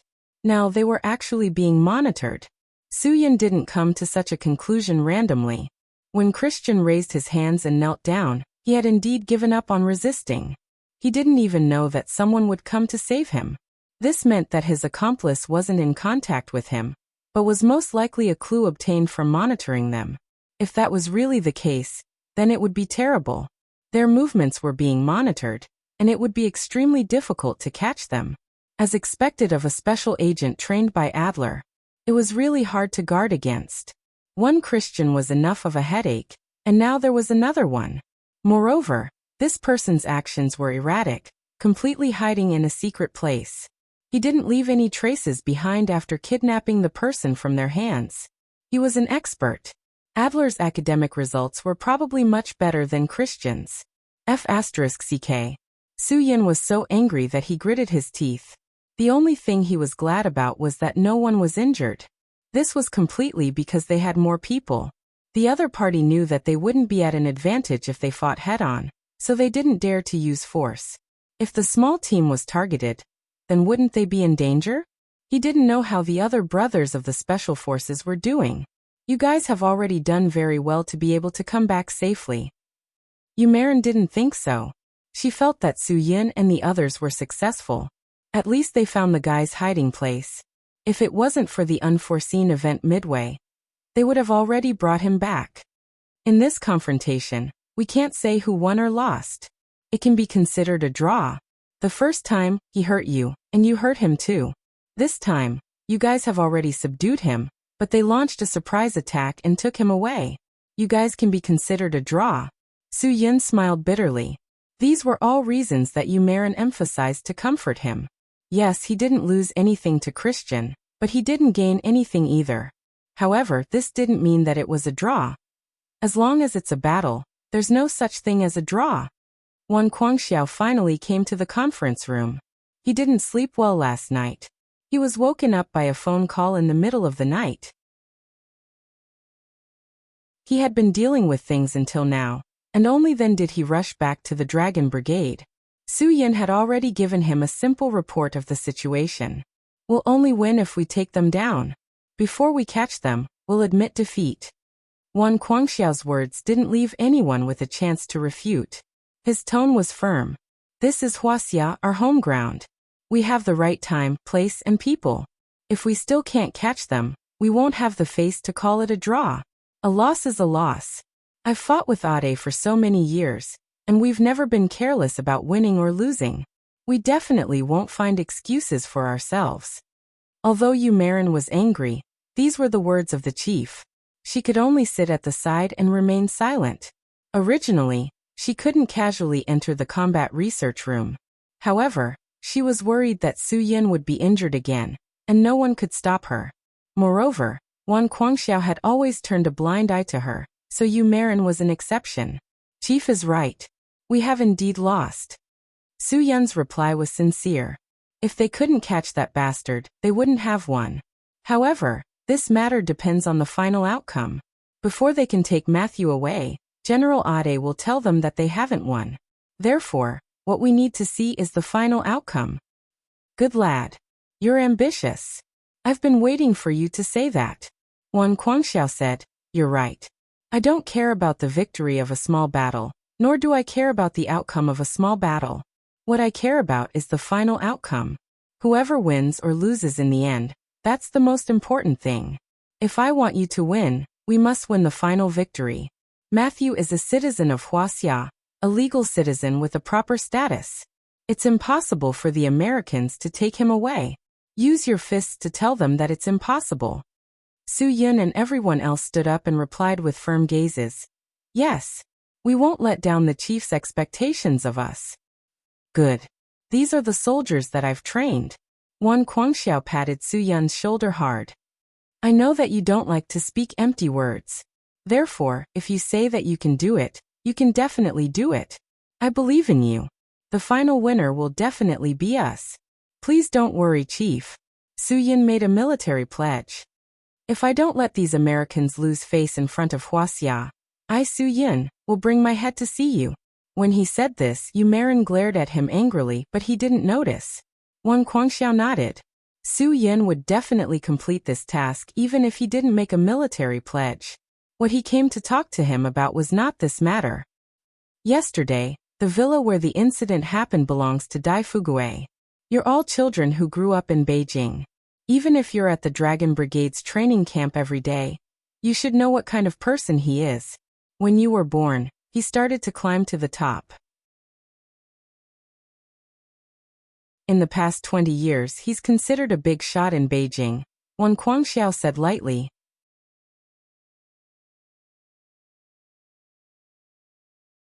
Chapter 1395. As soon as they heard Wan Guangxiao mention Dai Fugui, Boss Dai, everyone's eyes widened. Su Yin was also stunned. He knew that guy would definitely find trouble with him. But he didn't expect him to find trouble so quickly. Wan Guangxiao wanted to talk to him about this problem? I didn't expect that old bastard to be so capable. Qian Feng was the first to say indignantly. What else does he want? We saved his life. Does he still want us to support him in his old age? If he gives me all his money, I will support him in his old age. Otherwise, there is no way. You brat, no one will think you are mute if you don't speak. Wan Guangxiao glanced at Qian Feng. Don't underestimate this Boss Dai. He may not be able to do what you can do, but you may not be able to do what he can do. For example, he was able to pull a large mining company that was about to close down back from the brink of collapse many times. He didn't let tens of thousands of employees fall to the point of being laid off. This is not something an ordinary person can do. Su Yin said faintly. Chief, I did make some inappropriate decisions at that time. I admit that I did it to prevent my brothers from falling into danger. Instead, I watched him and allowed that guy to test him. No matter how you punish me, I am willing to accept it. My only request is that no matter what punishment, it will wait until this matter is over. Ha ha ha, you still know that it is inappropriate. I thought you were doing the right thing. Wan Guangxiao said. Why don't you tell me what's wrong with it? If you can explain it clearly, then I won't punish you. If you can't explain it clearly, then... Chief Su Yin made the decision for everyone. His starting point is definitely not malicious. You can't punish him. Yu Marin immediately stood up to speak for Su Yin. Chief, think about it. Everyone was brought out by Su Yin. If someone had an accident or danger, how much psychological pressure would he have to bear? You can't blame him for this. Others might not understand, but don't you? Little you, go and do your work. I need to understand the situation here. Wan Guangxiao said with a smile on his face. He knew that Yu Marin was anxious, but this was a matter of the team. As a doctor, she could not interfere. Before Yu Marin could refuse, Su Yin ordered Qian Feng and Hua Xiaolu. You two send Sister Yu back. Come back quickly. The chief still has something to say to us. There's no need for you to send me off. I'll walk by myself. Of course, Yu Marin was really angry, but even Su Yin had spoken, so she had to get up and leave. She could ignore anyone's advice, but she would never ignore Su Yin's request. Since they had asked her to leave, she would be obstructing them if she continued to stay. Although Yu Marin was a doctor, she was also a member of the Dragon Brigade. She knew that military discipline and orders could not be disobeyed. As he watched Yu Marin leave, Wan Guangxiao comforted her. Little Yu, don't worry. I won't do anything to Su Yin. I won't make things difficult for him. Don't go to my house and complain to Aunt Wan behind my back. That's not necessarily true. Yu Marin did not turn back. She muttered angrily. Anyway, Su Yin doesn't have a guilty conscience.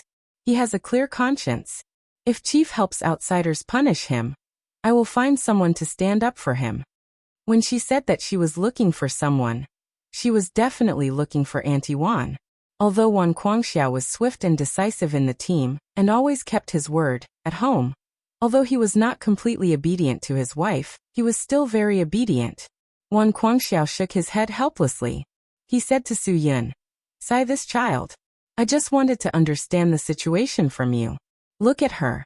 She's going to complain to me. Su Yin, you have to talk to her later." Su Yin was also quite helpless. Chief, don't worry. Where were we just now? Wan Guangxiao came back to his senses and said, Right. We were talking about what you think you did wrong, right? Then tell me, what did you do wrong? Su Yin was stunned. What could he say if he was asked to say it? He admitted that he did wrong. It was a big thing, but if he was asked to say it, he really could not say it. Those were just words. If he really thought it was wrong, he would not have done it at that time. It was definitely more appropriate than other methods. That was why Suyin did not stop Dai Fugui from entering the villa. He could admit that he did wrong, and he admitted it sincerely. But if he was asked to say it, he really could not say it. In order to protect a big boss who was definitely corrupt and took advantage of loopholes, Suyin really could not expose the existence of so many brothers at that time. That was why he let Dai Fugui go in. At that time, his real intention was to let Dai Fugui go in as bait. This was the most appropriate and safest way. If Suyin had to admit it, it would mean that they did not stop Dai Fugui's bodyguard, Ayong, for no reason, sacrificed himself. Ayong had nothing to do with this matter. Suyin was sorry for this matter. You can't say it, right? You are Suyin if you can't say it. Wang Guangxiao said. You really didn't think it was wrong. Suyin, I should not blame you for this matter. Sometimes, some decisions need to be sacrificed. Head, so you support my approach. Suyin. But this decision of mine still led to the death of someone. If you want me to say that there is something wrong, this is the only thing I can say. Moreover, this was not expected before the decision was made. Head, no matter what kind of punishment you want to give me, I will accept it wholeheartedly. You little brat. Wang Guangxiao laughed. You don't have to have any psychological burden. The bodyguard who was killed by Christian in the villa, because of your decision, used to be a mercenary. He also committed a lot of crimes that hurt innocent people. He did not die unjustly. But if you encounter such things in the future, you must consider it carefully. Yes, head. Suyin, he had considered it. It was precisely because he had considered it that he made such a decision. If he had not considered it, he might not have done it. Wang Guangxiao said again. Even if you have made such a decision, some things can't be said so bluntly. Take Dai Fugui's matter for example. He kept insisting that you wanted to trick him. You did not care about his life and used him as bait. You even caused him to lose 100 million yuan. Originally, you did not have so much trouble, but this guy insisted on putting everything on you. Don't you think you brought this trouble upon yourself? Suyin shrugged his shoulders. There was no other way. Who asked him to have such a temperament? He just did not want to lower his head. Dai Fugui could say whatever he wanted. He had a clear conscience. That was better than anything else. Head, that guy is obviously talking nonsense. Han Zhan said. If we had not acted in time, he would have died. At the last critical moment, we still made the decision to save him. How can he be like this? He is really biting the hand that feeds him. He is a dog biting Lu Dongbin. He does not know how to appreciate kindness. Qian Feng was even more indignant. If he insists on being like this, then don't let me catch him on the road in the future. I remember his license plate number. Wang Guangxiao glared. Don't mess around with me. No matter what kind of person Dai Fugui is, the tax revenue he has generated for the country is obvious to all. This is also a contribution to the country. Just remember it. As for Suyin, don't take this matter to heart. No matter who comes looking for trouble, there is still me. Don't talk about his tax revenue of tens of billions every year. Even if it is hundreds of billions, don't think about pointing fingers at my people. With Wang Guangxiao's words, everyone immediately beamed with joy. Suyin was truly grateful. Captain. Head, sorry for the trouble. You bunch of little bastards. When have you ever stopped? Do you think I care about this little trouble? Wang Guangxiao laughed. Now, all of your thoughts are on dealing with Christian. I will give you a deadline. 3 days. Bring him back here for me. No one knows you bunch of little bastards better than I do. If you don't feel some pressure, you really can't do it. Do you understand? Yes. Everyone saluted.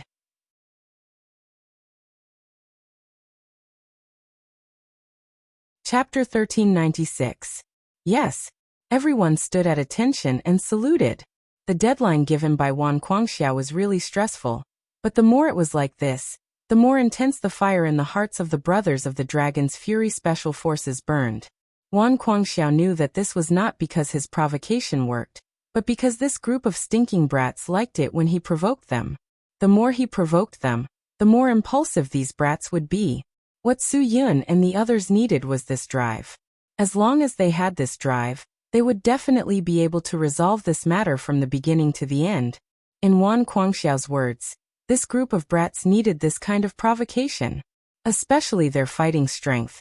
The more they were provoked, the fiercer they would be. Now all the clues about Christian had been cut off. Even with the previous clues, it took them 2 days to confirm that they had found him, let alone now that there were no clues at all.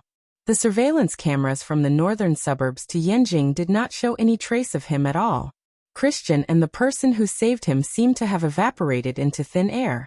Not even a shadow could be found. The police also used all the strength they could, because since the day before yesterday, they had been under a lot of pressure. It was said that the boss of the Yu family, one of the 3 major financial groups in Yanjing, had been murdered. This was not a small matter, and the commotion it caused was also quite big. Almost all the police forces in Yanjing were mobilized. One had to know that the Yu family had a considerable impact on social and economic development. The Yu family was involved in more than 40 industries, and Boss Yu's contributions were indispensable. If the Yu family did not have him and relied on his disappointing son, they would probably collapse quickly. Su Yun and the others really did not have the time to think about this matter. If it were not for the overwhelming news in newspapers, they would not have the time to find out about this matter. Su Yun needed an entire day to clear his thoughts about dealing with Christian. He needed an absolutely quiet space to think without any disturbances. Only when he thought about the problem according to the other party's train of thought could he achieve a real breakthrough. At this moment, Christian was in an even more luxurious villa, facing the person he respected the most when he was in General Arnold's school, Jefferson. At that time, he had really given up. He had never expected that Jefferson would appear out of nowhere and save him. He was so incredible that Christian still suspected that he was dreaming. How did you know I would be there? Christian looked at Jefferson in shock. He had too many questions in his mind. I spent a lot of effort to hide in that place. Even their people spent a lot of effort to find me. How did you? I really don't understand. How do you know all this? If it wasn't for you, I'm afraid I would have been. Jefferson laughed. You can't even figure this out? You don't look like someone who was trained by the general. I didn't need to spend any effort to find you. I just need to find a way to follow them, and they will naturally find a way to find you. It would be much easier to keep up with them. That's because they didn't know of my existence before, and they sent out such a large number of troops, giving me the perfect opportunity. You are indeed. Christian didn't know how to express his admiration. You are indeed. Christian didn't know how to express his admiration. Christian has been under your care all these years, and you saved me this time. I really don't know how to express my gratitude. You don't have to express any gratitude. The general gave us the same mission this time. I will find a way to find you. Do you know why? Jefferson said. Because I realized that this can't be done alone. I don't know if the general has realized this, but I believe that it is impossible to complete this mission alone. Then why didn't the general let everyone come together? Christian was stunned. Jefferson smiled. How would we know what the general is thinking? But I believe that the general has a purpose for doing this. If too many people appear at the same time, Huaxia will definitely be alerted. After all, the rookies from the 12 heavenly stars just got into trouble. At this time, the general might have chosen to do this to deceive the general. At least this way, the other party won't know how many people we have, and won't be able to make a judgment easily. They are so cautious. How did you keep up with them? Christian said. I think they won't believe that I came to Huaxia alone. Otherwise, they wouldn't have hidden outside the villa for so long. They have indeed made a judgment and know that we are not alone. However, you are the only one they can control at the moment, so all their attention is on you. This gave me the chance to follow them, Jefferson said. There is only one chance like this. We can't have anyone else who can keep up with them. Their vigilance has increased by another level. After pausing for a moment, Jefferson continued. Chris, you made a mistake this time. You shouldn't have exposed yourself so early. Yanlong and Su Yun have already seen you, so your identity will naturally be found out very quickly. This is very disadvantageous for you. Although they know of my existence now, no one has seen me. This may be my only advantage. I was too impatient. I was too eager for instant success, which led to the current situation, Christian said regretfully. He didn't want to be so impatient in the beginning. It was because he met those guys in the bar that he realized that he could directly lure Soo-Yun out, so he couldn't wait to do such a thing. This led to everything that had happened today. Jefferson didn't say anything. He raised his wine glass and took a sip. It has already happened, so don't think too much about it. What we need to do now is to think about how to proceed with the next step of the plan. If we want to deal with so many people and catch all of them in one fell swoop, we still need help. Christian nodded. Yes, we do need help.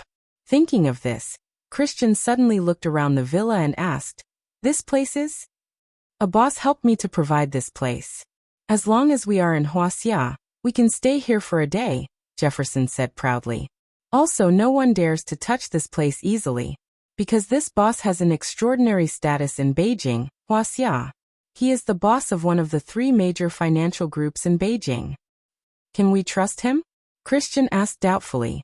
If someone wanted to betray them and they stayed in this villa, wouldn't they be caught red-handed? It was safer to use his method, which was to directly snatch a place to stay. "Of course we can trust him," Jefferson laughed. "If I couldn't guarantee 100% safety, would I choose to stay here? Ha ha ha, don't worry about this. He definitely won't betray us. If he betrays me, it won't benefit him at all. I don't need to say more. You should understand what I mean, right?" Christian nodded. He understood. Of course he understood. Obviously, the person who provided this place had something on him. Moreover, it was a fatal piece of evidence, or some kind of evidence of a conspiracy. Otherwise, with such a cautious person like Jefferson, it was impossible for him to live here so openly. Since Jefferson had made a 100% guarantee, he could be completely at ease. He first calmed down and quickly adjusted his breathing.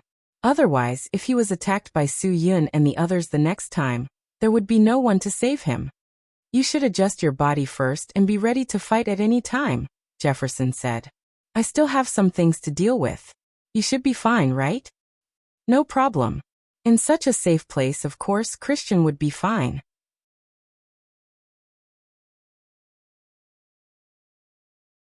Chapter 1397. Just as the Dragon Fury team was overwhelmed by Christian's matter, someone arranged for them to work.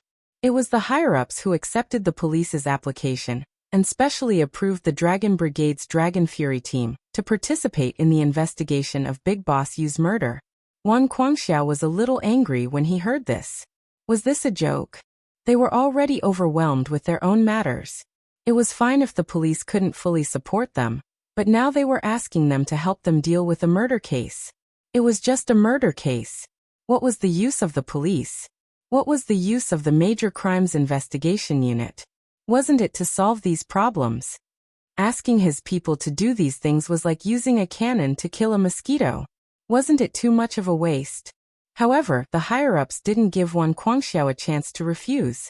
They directly said that this wasn't an ordinary murder. The murderer's modus operandi was quite skilled. At first glance, it should be the work of a professional killer. Therefore, they asked their people to come forward and investigate. After hearing about the work of a professional killer, Soo-Yun suddenly thought of a person. When he went to save Fu Tian and the others that day, wasn't the guy called Xiong Zhozhou who stood up to help him? Wasn't he a professional killer? Moreover, he had just arrived in Yanjing. When something happened to the Yu family. It was impossible to say that he wasn't suspicious. Soo-Yun's first suspect was this person. Although if it wasn't for that guy that day, he and Christian still didn't know who would win, but if he committed a crime in China, Soo-Yun wouldn't let him off easily. It wasn't that Soo-Yun couldn't do something like putting righteousness before family. Even if Xiong Zhozhou had contributed to Christian's matter, if he came to Huaxia to kill someone, Soo-Yun wouldn't let him get away with it. He would definitely bring him to justice. "Chief, leave this to me. I have a suspect now, but I can't be sure if it's him or not." "Soo-Yun. It's that Xiong Zhozhou I told you about that day. He helped me at a critical moment. He admitted to me personally that he was a professional hitman and had just arrived in Huaxia." Since the Yu family had gotten into trouble at this time, he was more or less a suspect. But things are still uncertain, so leave it to me first. I will find a way to contact him. Wan Guangxiao frowned. Since that was the case, he didn't say anything more. Su Yin was willing to take over this job mostly because he wanted to give an explanation to the higher-ups. Otherwise, he wouldn't have taken over this job at this critical juncture. Boss, I'll go with you, Qianfeng said.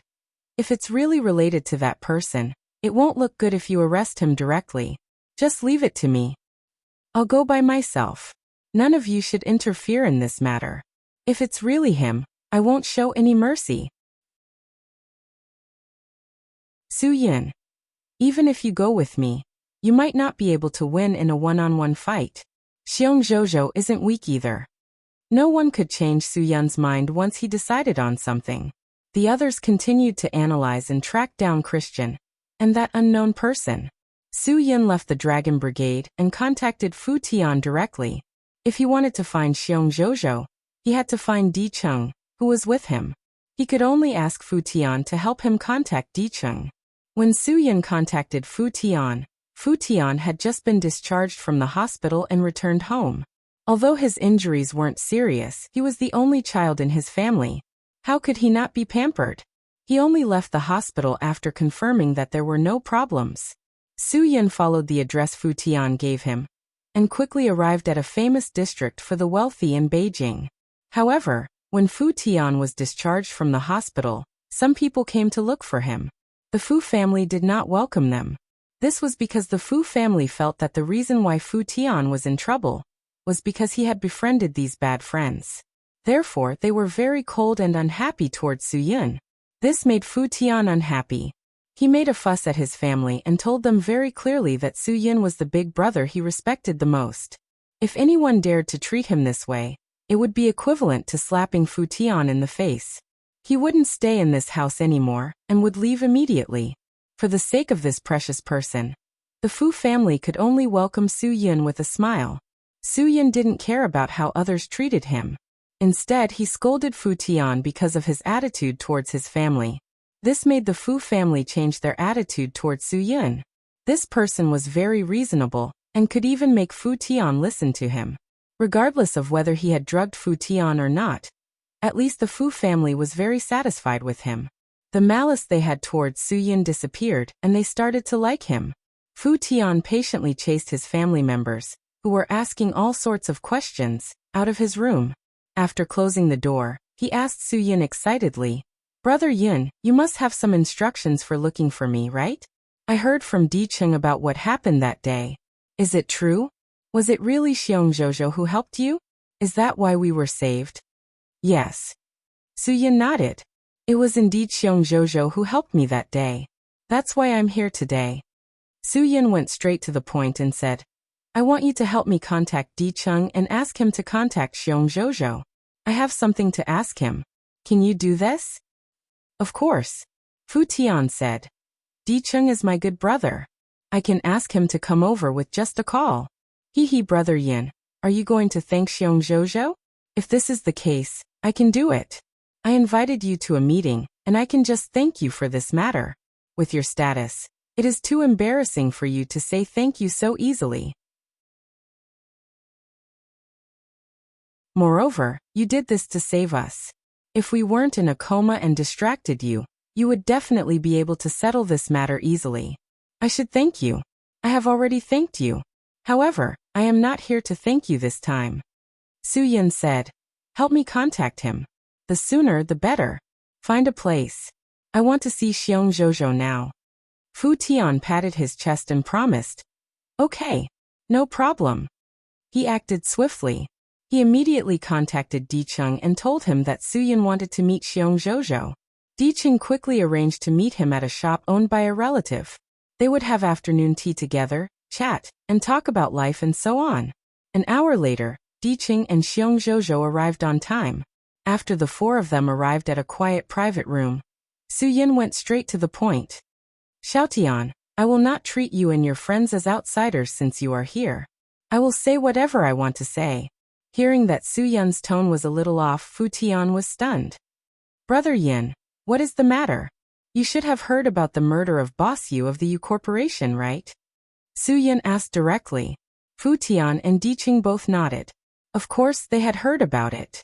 For the past few days, the first thing that came out of every person's mouth on every street and alley was, "You know that something happened to the Yu family, right?" This was no longer news in Yanjing City. After all, Boss Yu was too famous. Before Su Yin could continue speaking, Xiong Zhozhou laughed. "Brother Yin, you asked me to come here today, and the first thing you said was this. Obviously, you suspect that I have something to do with this. Why? Are you going to ask if I was the one who killed him?" "Yes," Su Yin said directly. "Yes, I do want to ask if you were the one who killed him. I heard that this matter is very strange. The murderer is very professional, and is a professional killer. As for your identity, it is so coincidental. He died after you arrived in Beijing. I have to say that you are very suspicious. Therefore, I hope you don't mind." "It's okay, I don't mind." Although Xiong Zhozhou said this, he felt somewhat uncomfortable. After all, he was someone who had helped Su Yin. Yet, Su Yin was actually suspecting him. "Brother Yin, I guarantee that this matter has nothing to do with him," Di Qing said. "He has already washed his hands of the gold basin. He came to Huaxia to look for someone, not to kill someone. This matter has absolutely nothing to do with him. I swear on my head that this matter is not related to him at all. Even if you don't believe me, you should believe Fu Tian. I, Di Qing, will never lie. I will definitely take responsibility for my actions." Fu Tian looked at Su Yin in surprise. "Brother Yin, you must be mistaken. There must be a misunderstanding. It can't be Xiong Zhozhou. If he was the one who did it, why would he stay in Huaxia? Don't you think so?"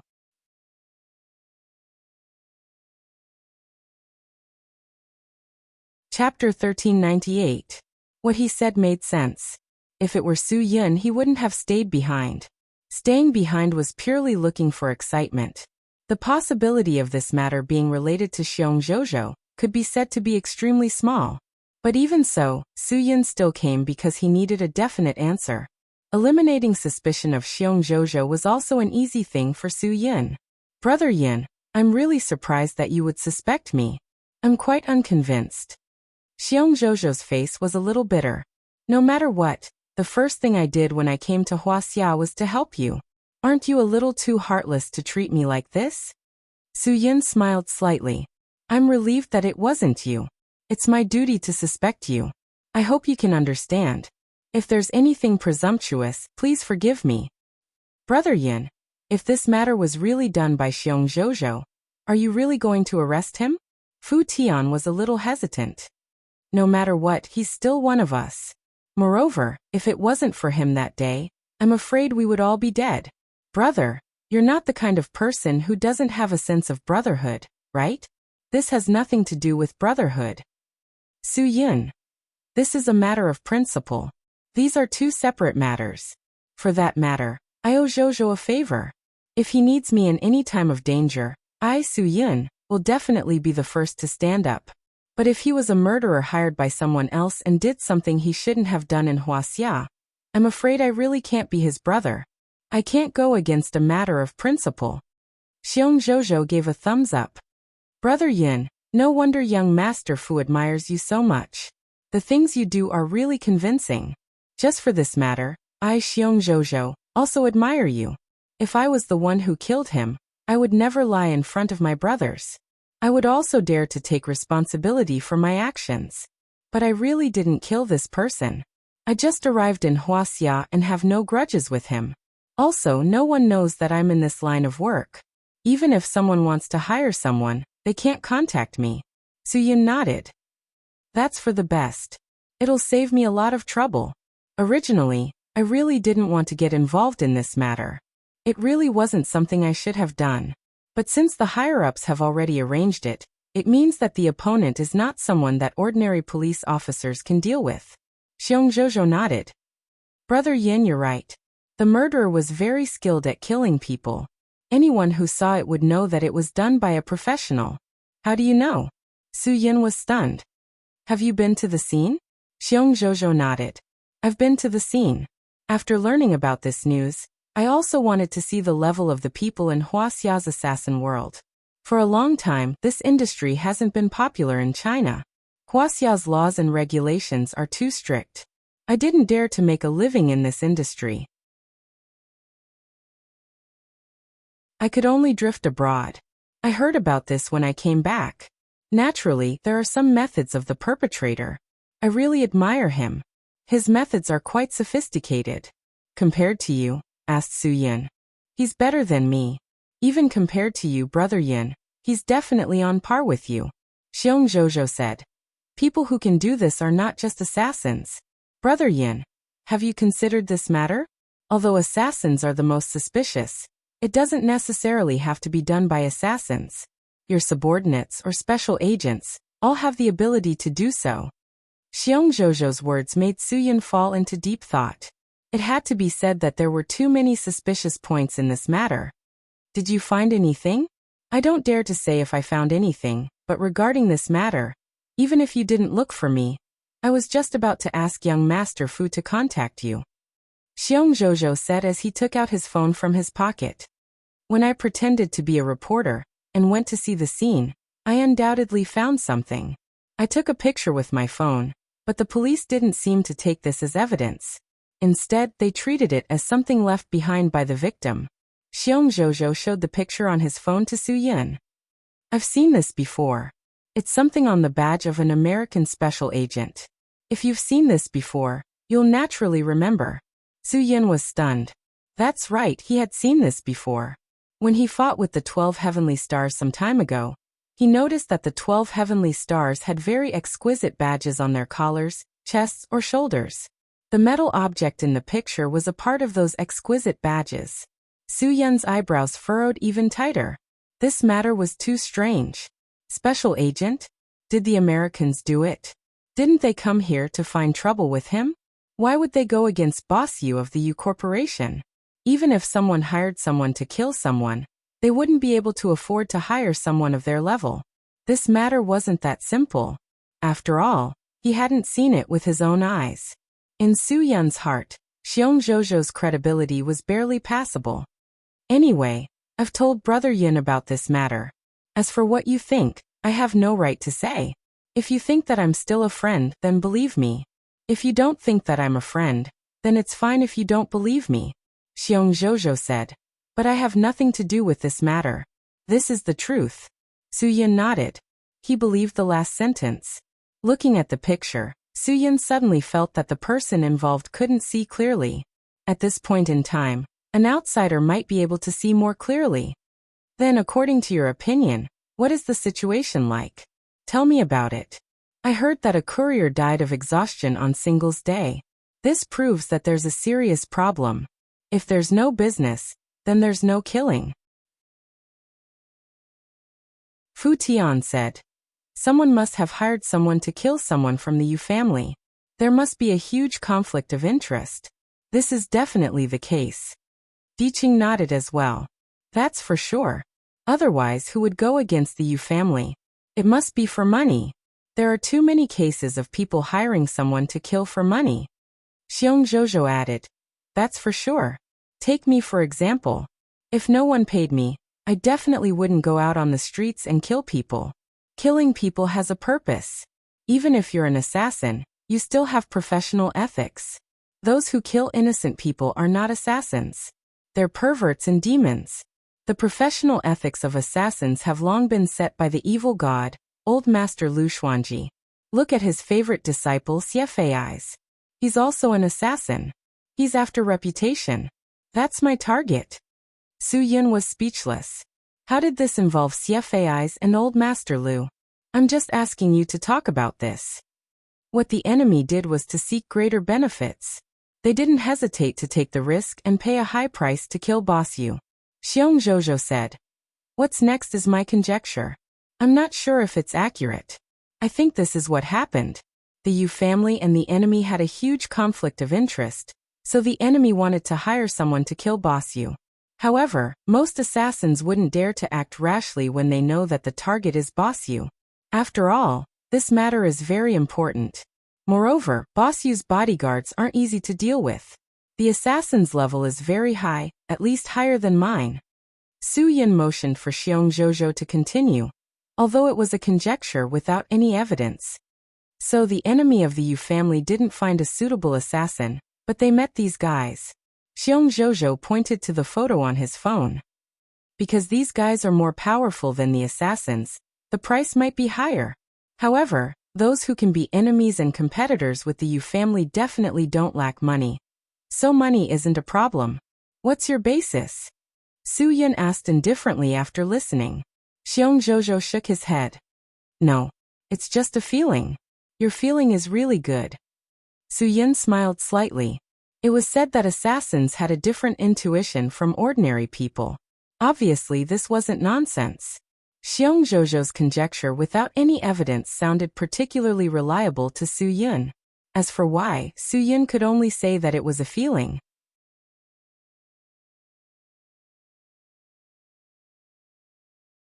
Chapter 1399. It was easy to investigate. The competition between these big families was basically a secret that most people knew in their hearts. Don't look at how they called each other friends and brothers on the surface, but in private, it was definitely not the case. They were all shady. When there were benefits to be gained from working together, everyone was on good terms, and they were all good brothers. However, once there were no benefits between them and only competition was left, it was hard to say what would happen. Xiaotian, I have something to ask you about. Usually, the Yu Corporation has a bigger competition with someone, and the interests involved are bigger. I'm afraid that this matter has something to do with that person. Su Yin frowned. Obviously, anyone who dared to touch the Yu family was not someone to be trifled with. Even if they were not as powerful as the Yu family, they would not be too far off. As the eldest young master of the Fu family, who was also one of the 3 largest financial groups in Beijing, he would probably know more about the relationships between these people than outsiders. Fu Tian was at a loss for a while. How would he know about this matter?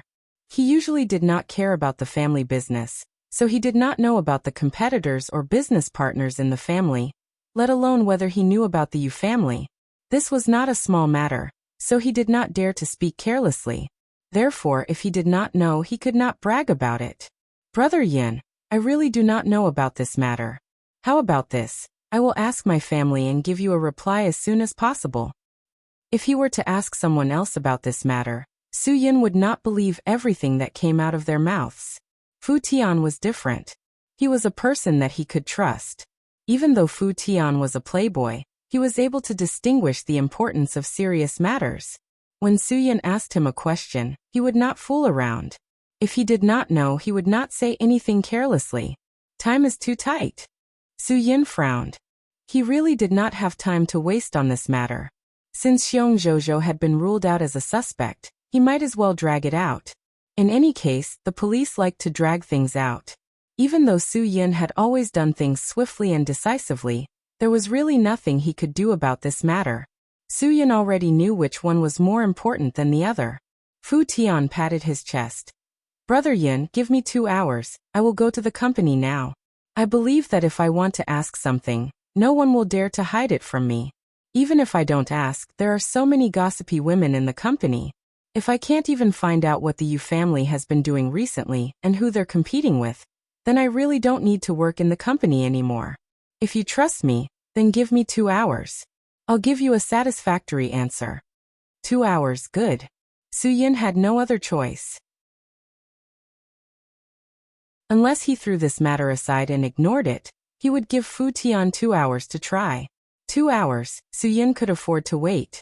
Since he was already out, he might as well give it a try. Then hurry up. If you can get any valuable information in 2 hours, tell me immediately. If you don't get any valuable information, then forget it. Su Yin. Sometimes haste makes waste. I trust you. Don't feel pressured. Fu Tian nodded vigorously. He took his car keys and ran out. This place was not far from his company, so he could get there in 10 minutes by car. Brother Yin, Fu Tian is my brother. His matters are my matters. He recognizes you as his big brother and admires you, so you are my big brother. I also recognize you as my big brother. After Fu Tian left, Di Cheng said, If you need me to do anything, just tell me and I will do it immediately. I won't hesitate. I won't have any problems even if I have to sacrifice my life for you. You are a righteous person. Fu Tian is a righteous person, and I am also a righteous person. Su Yun wanted Di Cheng to help, but what could a hedonistic young master like Di Cheng do? At most, Di Cheng would go to his family's company to ask around like Fu Tian. However, Su Yun trusted the Fu family, who was also one of the 3 consortiums, more. In terms of probability, the Fu family's information was more reliable. If I need your help, I will not hesitate to ask you. Brother Yin, I like straightforward people like you. Xiong Zhozhou also said, I don't dare to boast about other things, but when it comes to this matter, Brother Yin, just let me know if you need anything. I'll do my best to help Big Brother Yin in this matter, not for anything else. I just want to clear my name a little. Also, I want to be friends with Brother Yin. Xiong Zhozhou was sincere when he said the last sentence. He was doing this for himself and to make friends. He was not hypocritical at all, and Su Yun liked it. Since all of you have said so, I will be hypocritical if I continue being polite. Xiong Zhozhou, if I really need your help in this matter, you can't run away from it. Just treat it as if you are doing this for yourself. You have to help me to the end. I owe you another favor. I will remember it. Brother Yin, remember that you are treating me as an outsider. Xiong Zhozhou said. Who doesn't have a few friends when they are outside? Relationships between friends are built by accumulating favors. If I have to be calculative with Brother Yin over such a small matter, I will not be able to make friends in the future. The 3 of them chatted and drank tea as they waited for Fu Tian's news. Di Cheng assured Fu Tian that he was very punctual, and that he would be able to settle the matter within 2 hours. He also asked Su Yun to be patient and wait patiently for the news. He also said that Fu Tian would not disappoint them.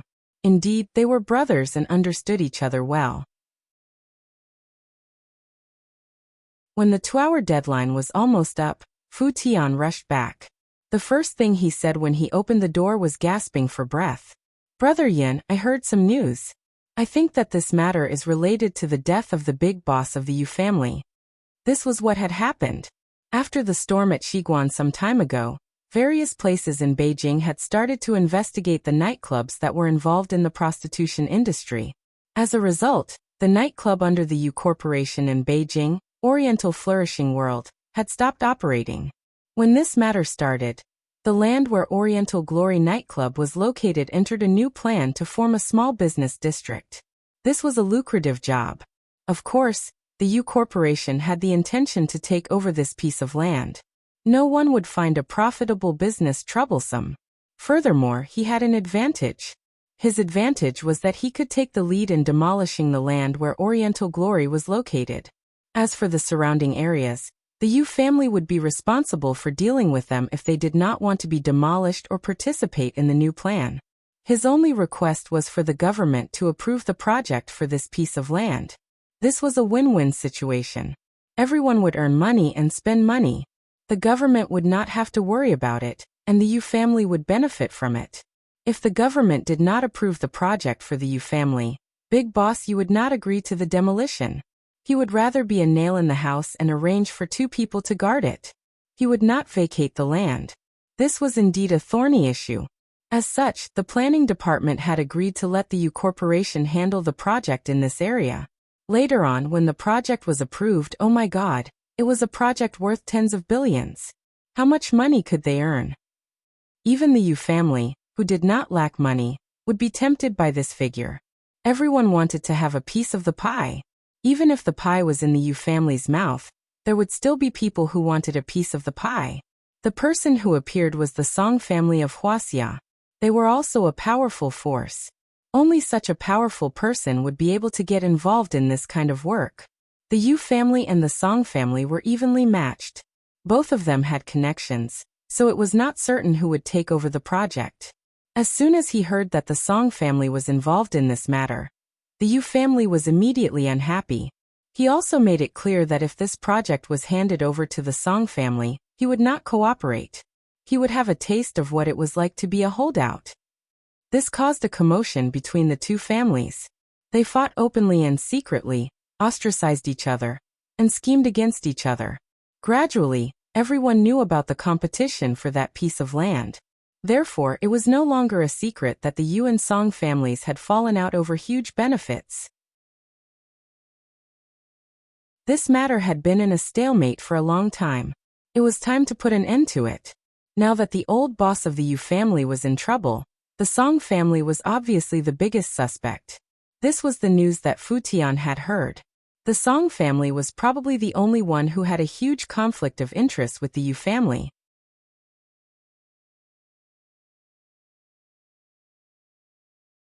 Chapter 1400. Xiong Zhozhou had always claimed to be a mistress killer. Not to mention in Huaxia. Even when he was in Australia, there were only a few women who were kept by rich men in the city who didn't know him. He liked to provoke this kind of woman because he didn't have to fall in love with them, and wasn't afraid of being hurt. It wasn't that Xiong Zhozhou wanted to harm others, but because his pure feelings had been hurt by a woman. Once people lost their initial innocence, they would no longer believe in love and feelings. Xiong Zhozhou belonged to this kind of people who would no longer believe in love. He only talked about bed with women, not feelings.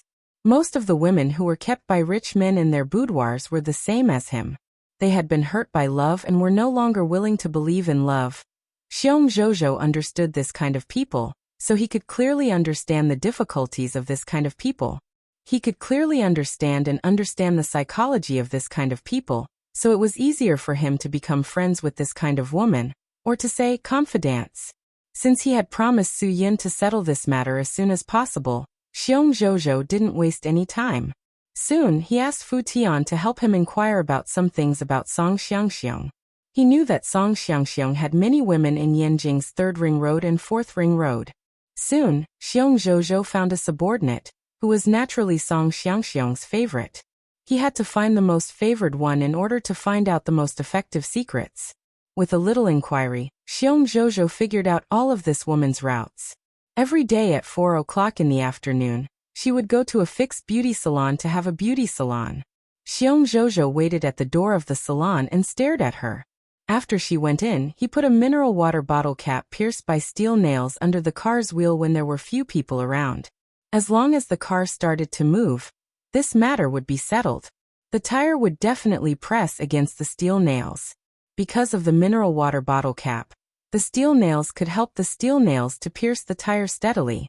Once the car started to move, every time the wheel and the ground pressed against the steel nails on the mineral water bottle cap, the tire would leak a little due to the force.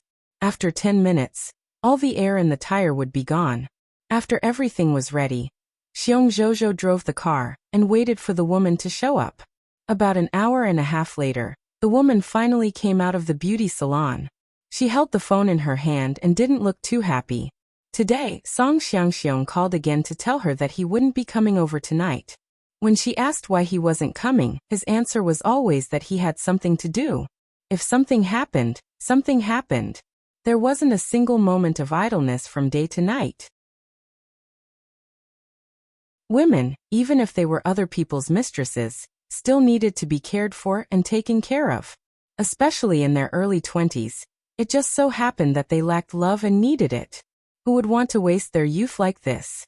Obviously, after the phone call, the smile on her face had completely disappeared.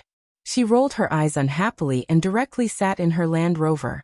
Not many women would drive such a car, especially those who were mistresses. They tended to drive small cars such as TT, Z4 or Mini. This woman was so stylish to get such a wild car. It had to be said that she was really favored. Whatever she wanted, Song Xiangxiong would give her. Soon the car was on the road, and Xiong Zhozhou followed closely behind. He calculated the distance. It would take at least 20 minutes to return to her Sanhuan residence, and the 10-minute drive happened to be on a road with not much traffic. Everything happened step by step according to Xiong Zhozhou's calculation. On the road with not much traffic, the owner of the Land Rover finally realized the problem with the car, and hurriedly got out to take a look. She didn't want to enter, but the tires were flat.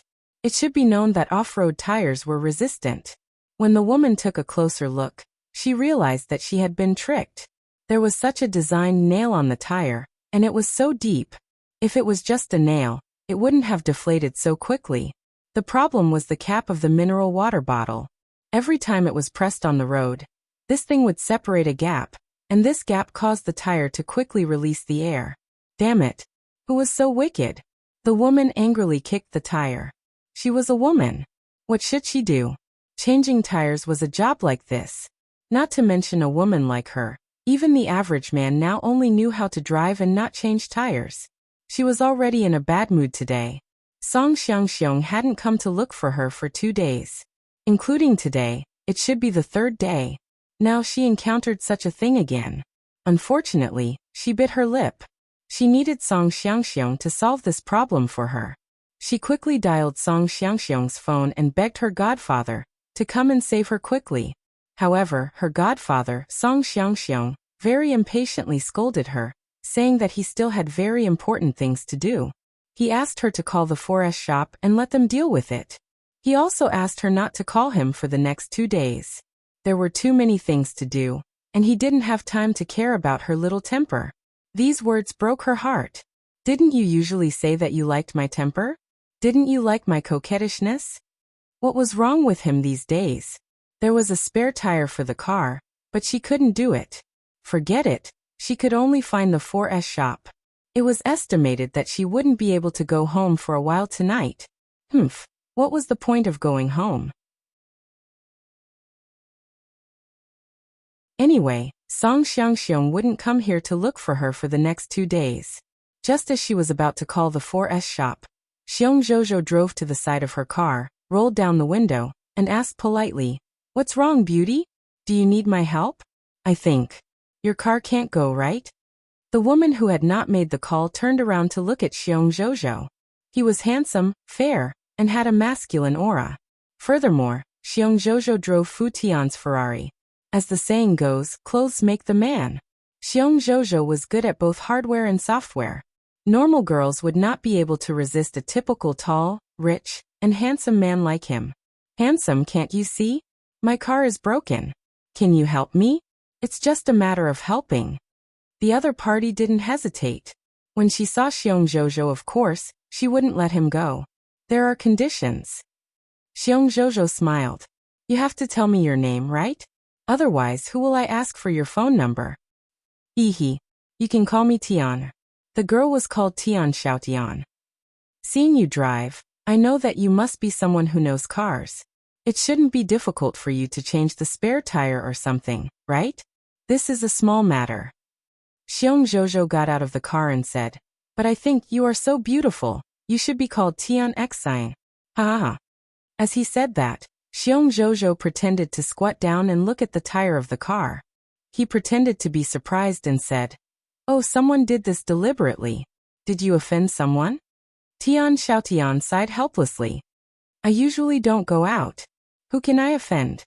My car was tampered with after I went out for a beauty treatment." Xiong Zhozhou didn't forget to flirt. He sniffed and said, "No wonder it smells so good." But before Tian Xiaotian could speak, he changed the topic. This was called loosening the reins only to grasp them better. "Since you know that I know cars, then I have to say a few words. It's a car worth more than $1 million, and the seats are not ventilated. The maximum speed can't even go up to 200 kilometers per hour. It's a 6-cylinder supercharged engine. It's just to fool Huaxia's nouveau riche. In the United States, it's just at the level of a Harvard. No, you can't say that. The domestically produced Harvard is still leading in sales. The Land Rover went bankrupt and was sold to India.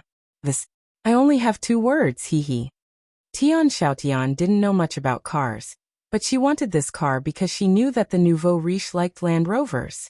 Now that Xiong Zhozhou said that, she didn't want to drive it anymore. "Ah, this car is as bad as you said." No, I didn't mean that. The car is indeed not bad, but the price is a bit of a scam." Xiong Zhozhou said, "The car monopoly now is already a scam. I don't know how the country is suppressing it. There seems to be no movement."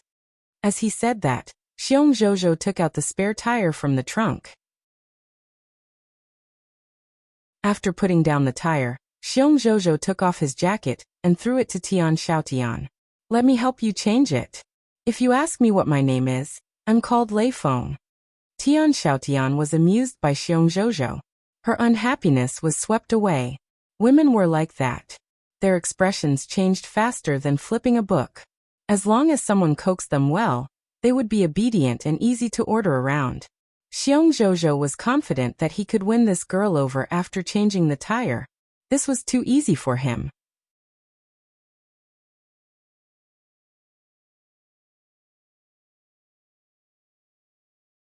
Chapter 1401.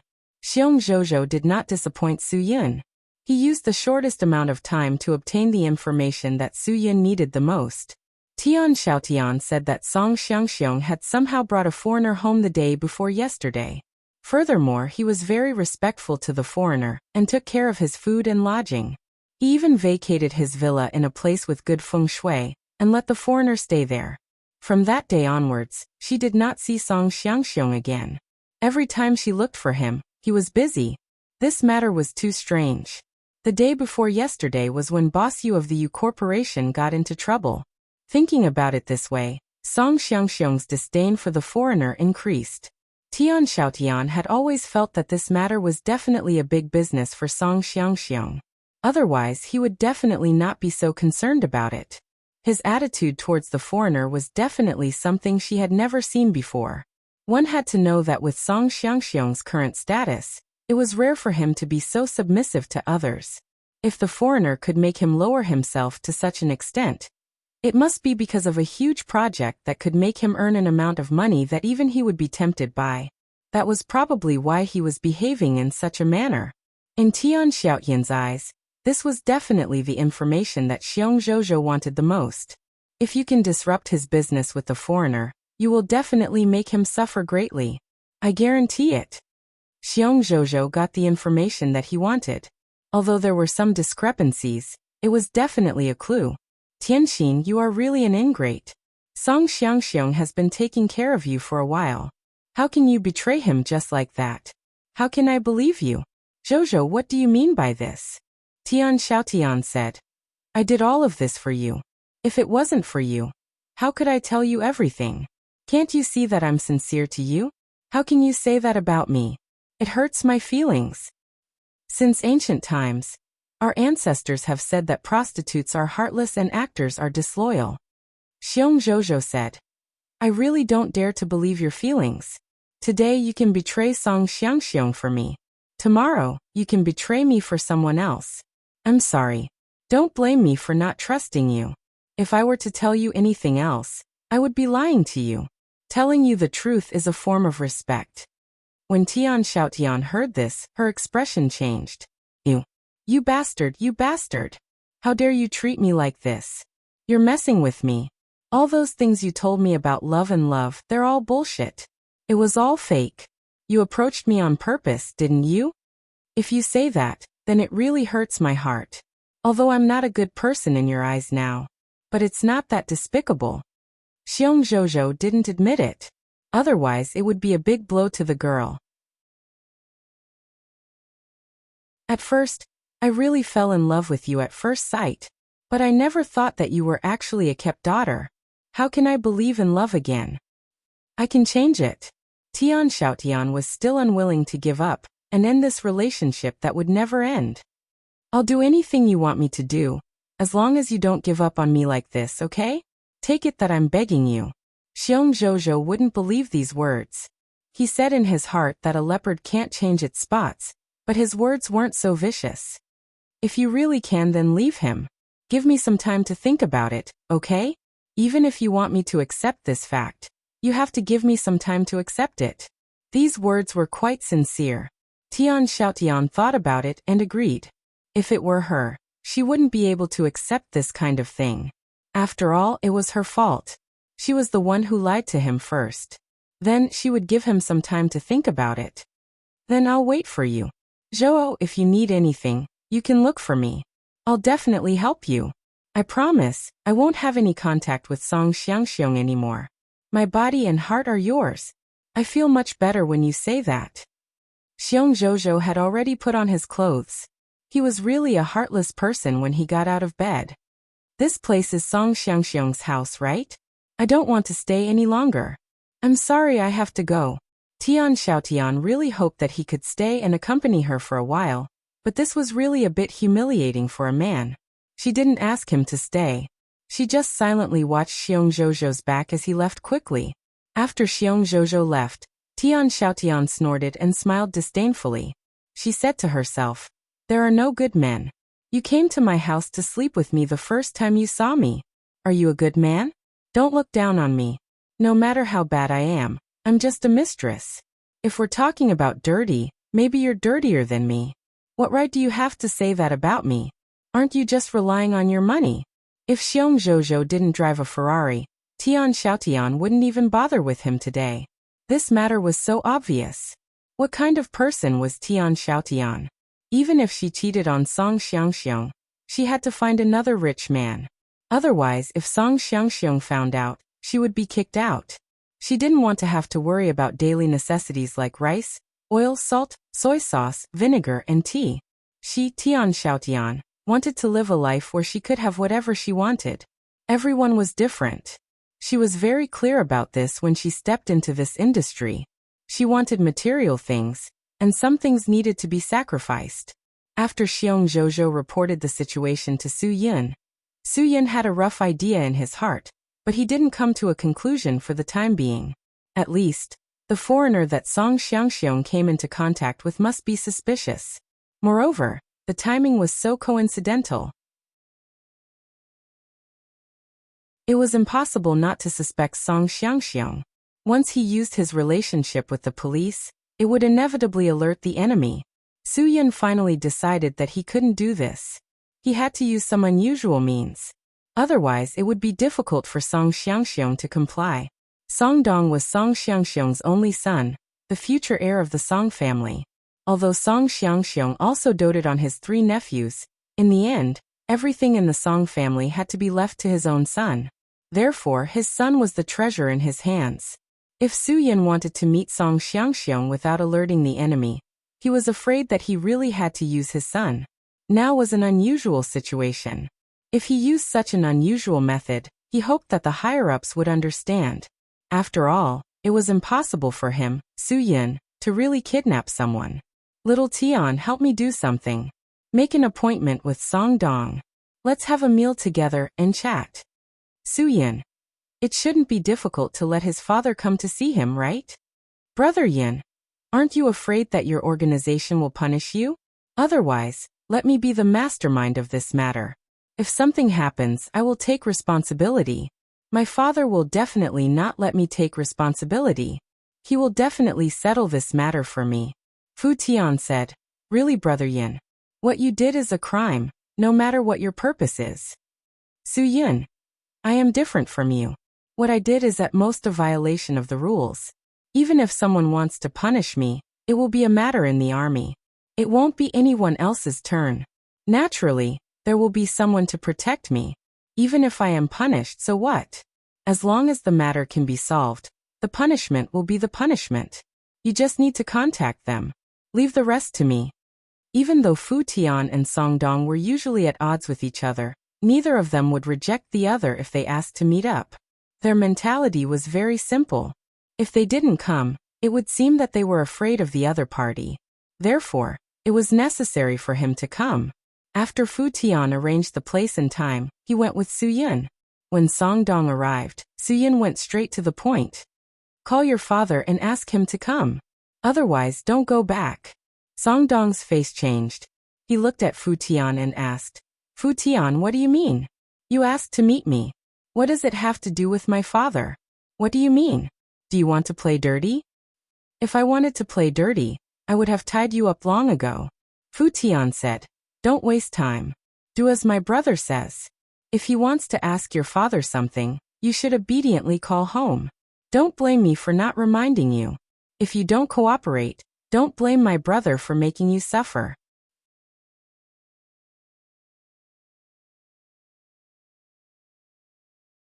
Chapter 1402. Fu Tian. F*CKU. You're F*King Awesome. Are you trying to kidnap me? Song Dong became anxious when he heard this. "We've been fighting for so many years, but no one has involved outsiders." "What? Now that you've acknowledged an awesome elder brother, you want to play tricks with me, right?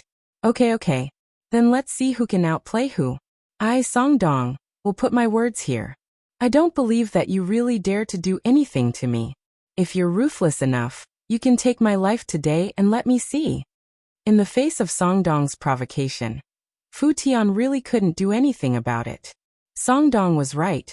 The two of them quarreled on a daily basis because of their personal grudges. It wasn't a big deal.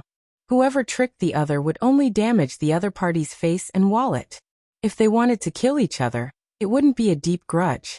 At most, it was just a small matter. Now that Songdong had slapped his face, Fu Tian was also in the wrong. He did scheme against Songdong, and this matter also involved Su Yun. Don't make a fuss. It's just a trivial matter. Do you have to make it sound like it's nothing? I brought you here today. Whether you're convinced or not, you have to do as I say. There's no room for discussion. Songdong, let's make it clear. We're not buddies. Don't provoke me with words. If I'm anxious, I really dare to make a move. Make a move? Make a move and let me see. Songdong said. Fu Tian, I'm just bluffing. You can't be arrogant for more than a few days. In the future, Yanjing City will definitely be dominated by my family. When your old man asks my family to do things for him, let's see if you still dare to pretend in front of me. Your family will be the dominant one? What are you daydreaming about at night? Fu Tian snorted in disdain. If that day really comes, I'm really looking forward to it. I'll see how you're going to squander all of your old man's assets. When that time comes, your old man might be so angry that he'll kick his leg. Pa. Songdong slammed the table anxiously. This guy really didn't feel the slightest sense of danger from being tied up. It couldn't be helped. After all, Fu Tian had been familiar with him for so many years. When Songdong saw Fu Tian, he wasn't afraid at all. It was just a quarrel between them. Songdong didn't take it to heart at all, nor did he take it seriously. Su Yun realized that if he really wanted to make this kid panic, then it would be best to use some tricks. First, he would send Fu Tian away and let this kid know what fear was. Little Tian, there's nothing for you to do here. You can leave first, Su Yun said indifferently. As for the rest of the matter, let me and young Master Song slowly discuss it. Brother Yin, this grandson is stubborn. I'll stay and help you. Fu Tian said. If he really doesn't call his father and ask him to come, then we'll think of other ways. We can't hang a dead pig like him who isn't afraid of boiling water. Su Yun smiled slightly. You can rest assured that I have a way to make him do what I want. It's just that you're here, so it's inconvenient for me to do it. You can leave now. Even if this kid dies here, it has nothing to do with you. It's all my doing. Hearing Su Yun's words, Fu Tian was a little confused, let alone Songdong. Songdong was stunned. What did this mean? Threatening him? If it was a threat, he really wouldn't fall for it.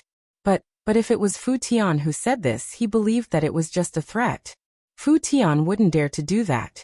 But when it came from this person's mouth, Songdong really felt a little scared.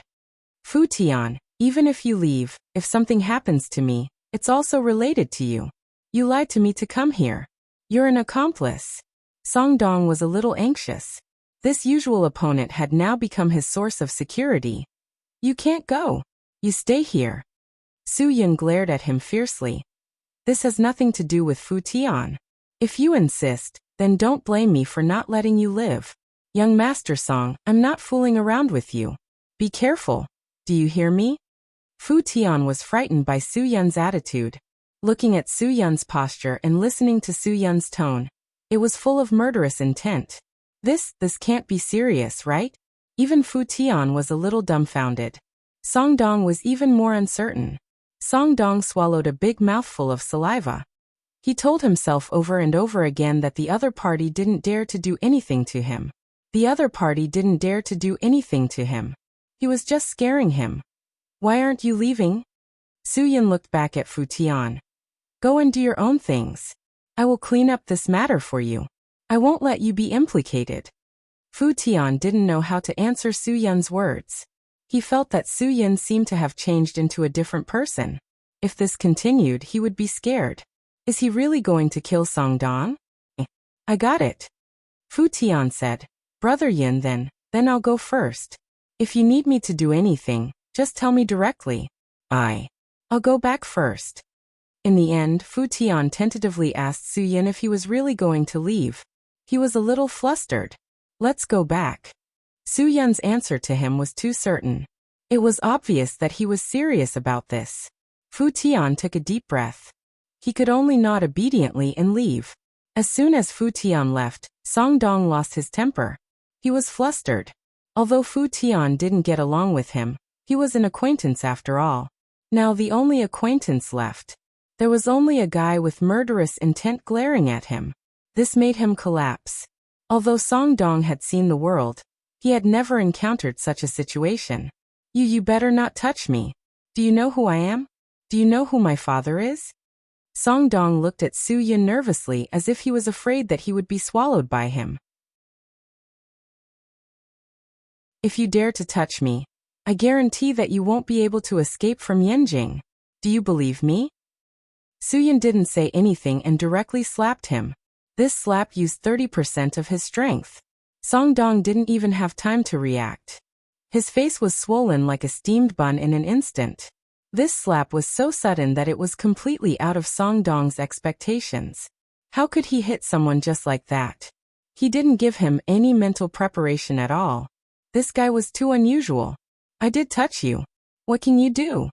Su Yin ignored Song Dong's ridiculous threat. Don't say that your father's surname is Song. Even if his surname is Li, I wouldn't be afraid. You listened to him clearly. From now on, if you don't want to be slapped, then do as I say. Do whatever I say. Song Dong was obviously stunned by this slap. According to his personality, his usual reaction would be to fly into a rage and immediately fight with Su Yin. But now he looked at Su Yin with a blank face. He was really afraid that the other party would slap him again. This was too ruthless, really too ruthless. It was definitely more than 100 times stronger than the strength of his father's slap. Song Dong's swollen face was tingling with pain. He realized that the other party was serious now and wouldn't joke with him anymore. Why do you want to find my father? If you have something, you can find him directly. It's useless for you to bring me here. If I find him directly, I'm afraid he won't see me. Su Yin smiled slightly. If it wasn't because he was afraid of alerting the enemy, he wouldn't have to trouble him. This was the same as taking off one's pants to fart. There was an extra procedure. But there was no other way. In order not to alert the main character of this matter, Su Yin had to take off one's pants to fart. You can call your father and tell him to come here. Song Dong said. It's useless. My father is very annoyed and hates me. He won't listen to anything I say. If you use me to threaten him, it's useless. He's worried that no one will kill me. At least he can give birth to a child. Song Dong wasn't a person who accepted his fate. So you're useless? Su Yin said. Song Dong nodded vigorously. Yes, I'm really useless. I'm telling the truth. You have to believe me. Let me go, okay? Since you're useless, then I can only kill you. Su Yin. I won't let a useless person leave here alive. As for your father, I'll think of another way. After that, Su Yin directly took out a sharp tactical dagger from his back and directly slashed at Song Dong's neck. Song Dong was scared and quickly begged for mercy. Big brother, I'm wrong. I'll call right away. I'll do whatever you want me to do. Right away. Don't kill me. You just want me to cheat my father. Okay, I'll cheat.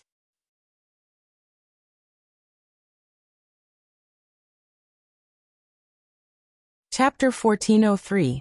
Song Xiangxiang was one of the top figures in Yanjing. But who would have thought that he would give birth to such a good-for-nothing? If Song Xiangxiang heard this today, who knows what he would think? At the very least, he would have to slap himself 20 times and ask himself how he had educated him to produce such a piece of trash. In ancient times, it was said that a tiger father wouldn't have a dog son.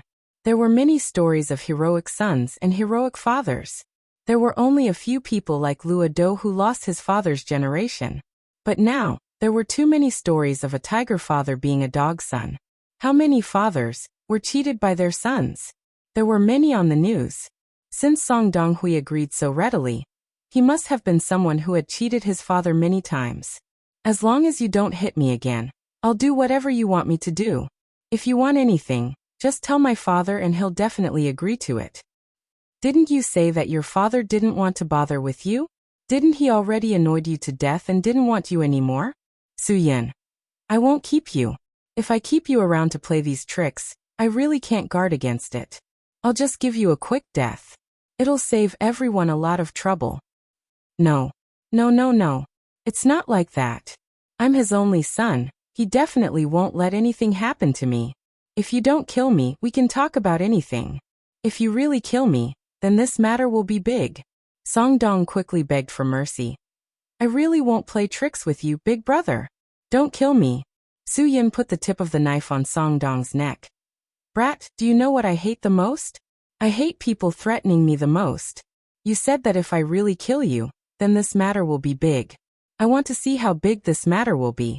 I've heard that Song Xiangxiong has some tricks up his sleeve, and is also a ruthless person. I really want to see what kind of behavior he will do if his son is killed.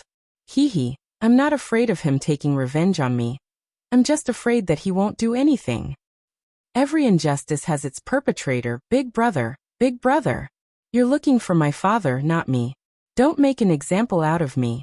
Song Dong almost knelt down and kowtowed to Su-yin. If it weren't for the knife at his throat, he would have knelt down and kowtowed to Su-yin. I'll call my dad right now. Please give me a chance. If I play any tricks, just kill me. I'll listen to everything you say. Please spare my life. Su-yin nodded. All right, I'll give you a chance. Remember, you only have one chance. Don't disappoint me. I'm not that patient. Good. Song Dong immediately took out his phone and was ready to ask his father for help and let his father pay for him. This wasn't a joke. He didn't want to die. If he died, who would spend the wealth his father had accumulated? He couldn't possibly distribute all the wealth, right? Wait a minute. Su-yin blocked the phone in Song Dong's hand with the knife. Listen to me first. It won't be too late for you to make the call. Big brother, I'll do whatever you say. I'll tell Song Xiangxiong whatever you want me to say. Even if you want him to exchange half of his empire for me, I'll definitely tell him. If he doesn't give it, I'll die. Song Dong was determined to kill his father. What was the use of raising such a son? Su-yin shook his head. I don't care about your family's money. Don't tell your father that I kidnapped you. Just tell him the place, and say that you want to treat him to a midnight snack to express your gratitude for raising him for so many years. Song Dong was embarrassed when he heard this. Big brother, you don't know the situation in our family. Since my parents didn't get along, my father and I can't pee in the same pot. Whatever he says, I'll do it. If I don't want to do something, he always forces me to do it. We're born enemies. Now you want me to call him and say that I want to treat him to a meal? He must think that I don't have good intentions and won't come. I'm just telling the truth. You can rest assured that he won't call the police. Su-yin also knew that he wouldn't call the police. If Boss Yu's death had something to do with him, he wouldn't wait to avoid the police. Just say what I want you to say. Why do you have so much nonsense to say? I'm also thinking for you. Big brother, if you really think this is okay, then I'll listen to you. I'll say that I'll treat him to a midnight snack. If he doesn't believe me or doesn't come, I'll say it first. Then it's none of my business. You have to let me go. Song Dong said. Su-yin glared at him. If you talk to me about so many conditions, then I'll follow the rules and chop off 2 of your fingers as a souvenir. No, I don't have any conditions. I'll call. Song Dong swallowed his saliva again and again. Who was this guy? How could his words be so scary? Especially when he stared at him, he didn't even dare to have the slightest thought of disobeying him. It was too scary. Trembling in fear, Song Dong picked up his mobile phone and quickly dialed his father's number. Song Xiangxiong received a call from his son at this time. Of course, he wouldn't think that it was a good thing. Either his son caused a big trouble that he couldn't solve, or he was caught looking for a girl in a nightclub at this time, and his immediate family members were needed to ransom him. If it weren't for these 2 conditions, he wouldn't believe that his son would call him at this time. Dad, this is little Dong. Where are you? Are you busy? Song Dong tried to make his voice sound less trembling because Soo-Yun didn't want that effect. He wanted the normal communication between father and son on the phone. Do you have time? No. Song Xiangxiong rejected his son without even thinking about it. If you've caused any trouble, just say it. Don't dawdle with your old man. I still have things to do, and I don't have time to waste with you. Song Dong was quite unhappy when he heard that. You see, you are impatient before I even say a few words. How do you know that I am in trouble? Don't be so ungrateful. I found a good place today. Come, I will treat you to supper. Just the two of us. Ha!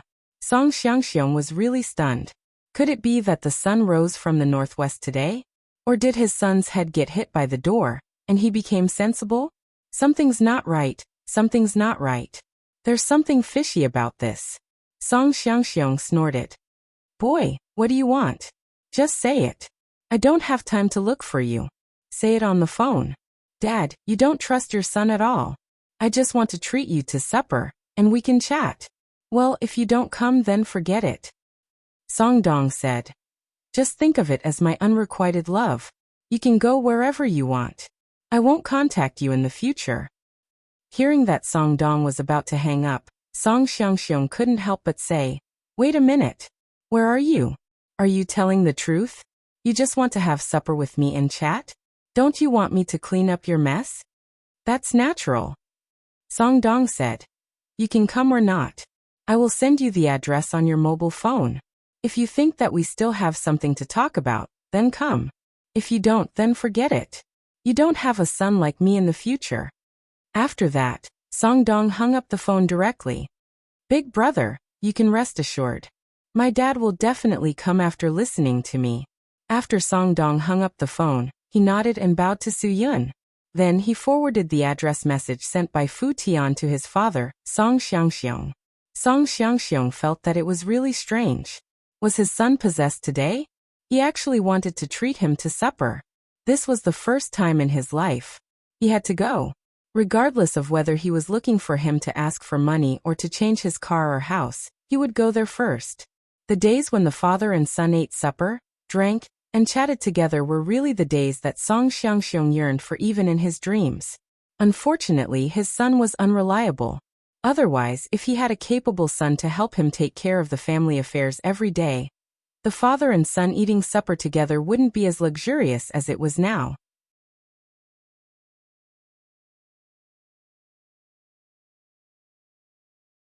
Chapter 1404.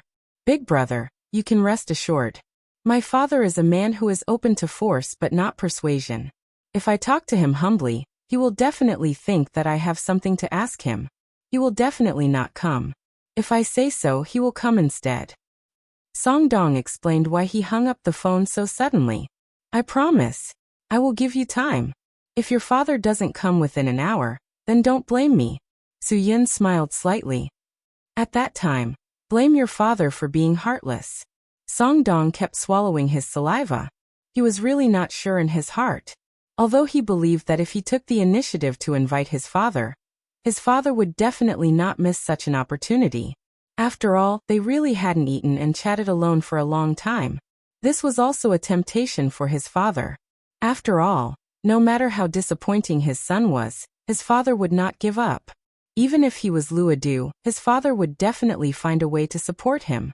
But then again, which of the things he did on weekdays didn't give his father a headache and a lot of trouble? Which of them didn't take his father's effort to get done? Which of them didn't disgrace the Song family? Just thinking about these things as the head of the Song family, he would definitely want to slap him 123 times in exasperation for failing to live up to his expectations. Can he come today? Alas, Song Dong regretted hanging up the phone so early. He was absolutely in a dilemma now. When he hung up the phone just now, it was time to be cool, but Soo-Yun suspected that he was playing tricks. The probability that his father would come was only 50 to 60%. If he really didn't come, Soo-Yun would definitely think that he was playing tricks and would definitely not let him have a good end. If he called his father again, then sorry, with Song Xiangxiong's character, he would definitely know that he had some tricks up his sleeve. He didn't sincerely invite him to have supper. In that case, he would definitely not come. What should he do? Song Dong had a big headache. Why did the damn Fu Tian help this guy to trap him? Why did Su Yun look for his father? These were the doubts in Song Dong's heart. These questions could only be answered after the old man arrived. Thinking of this, Song Dong sent another message to his father. I'm not kidding. If you don't come to see me today, it's hard to say if you'll see me tomorrow. After editing it, Song Dong thought about it again and again before sending it out. He still pinned his hopes on his father. Because he was worried that Su Yun would check his phone, Song Dong didn't dare to say that he was being controlled. As for whether his father could comprehend this matter, that would depend on his own ability. A phone call and a text message. Song Dong felt that he was sincere enough. If that old thing was really his biological father, he should give him face and not leave him here. He doesn't care if his father has an illegitimate son or not. He is the eldest son and eldest grandson of the Song family. With the mentality of gambling with his life, Song Dong relaxed a little. Big brother, what's your relationship with Fu Tian? He seems to be very obedient to you. Do you have something on him? You don't even know whether you're dead or alive. Why are you asking about it now? Su Yun frowned. My relationship with him. It doesn't make any difference whether you know it or not. I'm the only one who invited you here today. Fu Tian is also someone who is being used by me. If you want to use this matter to sue him or trick him, I advise you to give up. Song Dong wanted to ask why, but he didn't dare to ask. This matter couldn't be said. He didn't want to look for trouble. If he talked too much, he would be slapped again. He really couldn't afford this big slap. But he didn't expect that before he asked. Su Yun said, if your father came, he wouldn't dare to let you make this matter public. If your father didn't come, then I'm sorry, you wouldn't have a chance to make it public. In fact, you should thank Fu Tian. You didn't suffer any difficulties here because of him. If it weren't for him, would you be able to sit here and talk to me so comfortably? You should be burning incense. Then he's very kind. Song Dong's words were somewhat sarcastic. If he was kind, he wouldn't have deceived him. But when he thought about it, he felt ridiculous. They weren't buddies. Why should he be kind to him?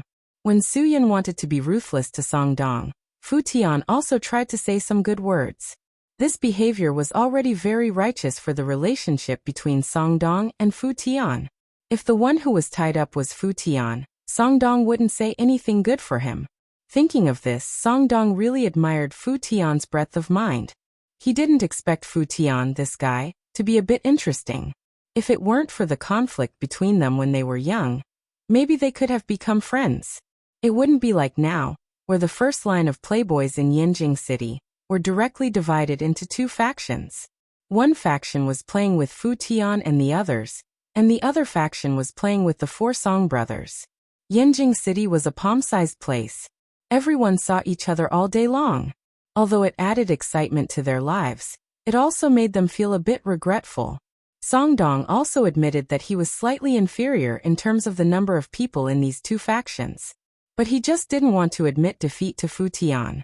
The two grew up fighting, and in terms of winning and losing, he also admitted that he wasn't as good as Fu Tian. Unknowingly, Song Dong had been thinking about these things for 40 minutes. When he came back to his senses and realized that his father hadn't come yet, he panicked a bit. But Su Yun was still sitting next to him calmly, as if nothing had happened.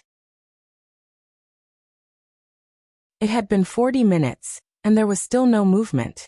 This person's mental strength was really different from ordinary people.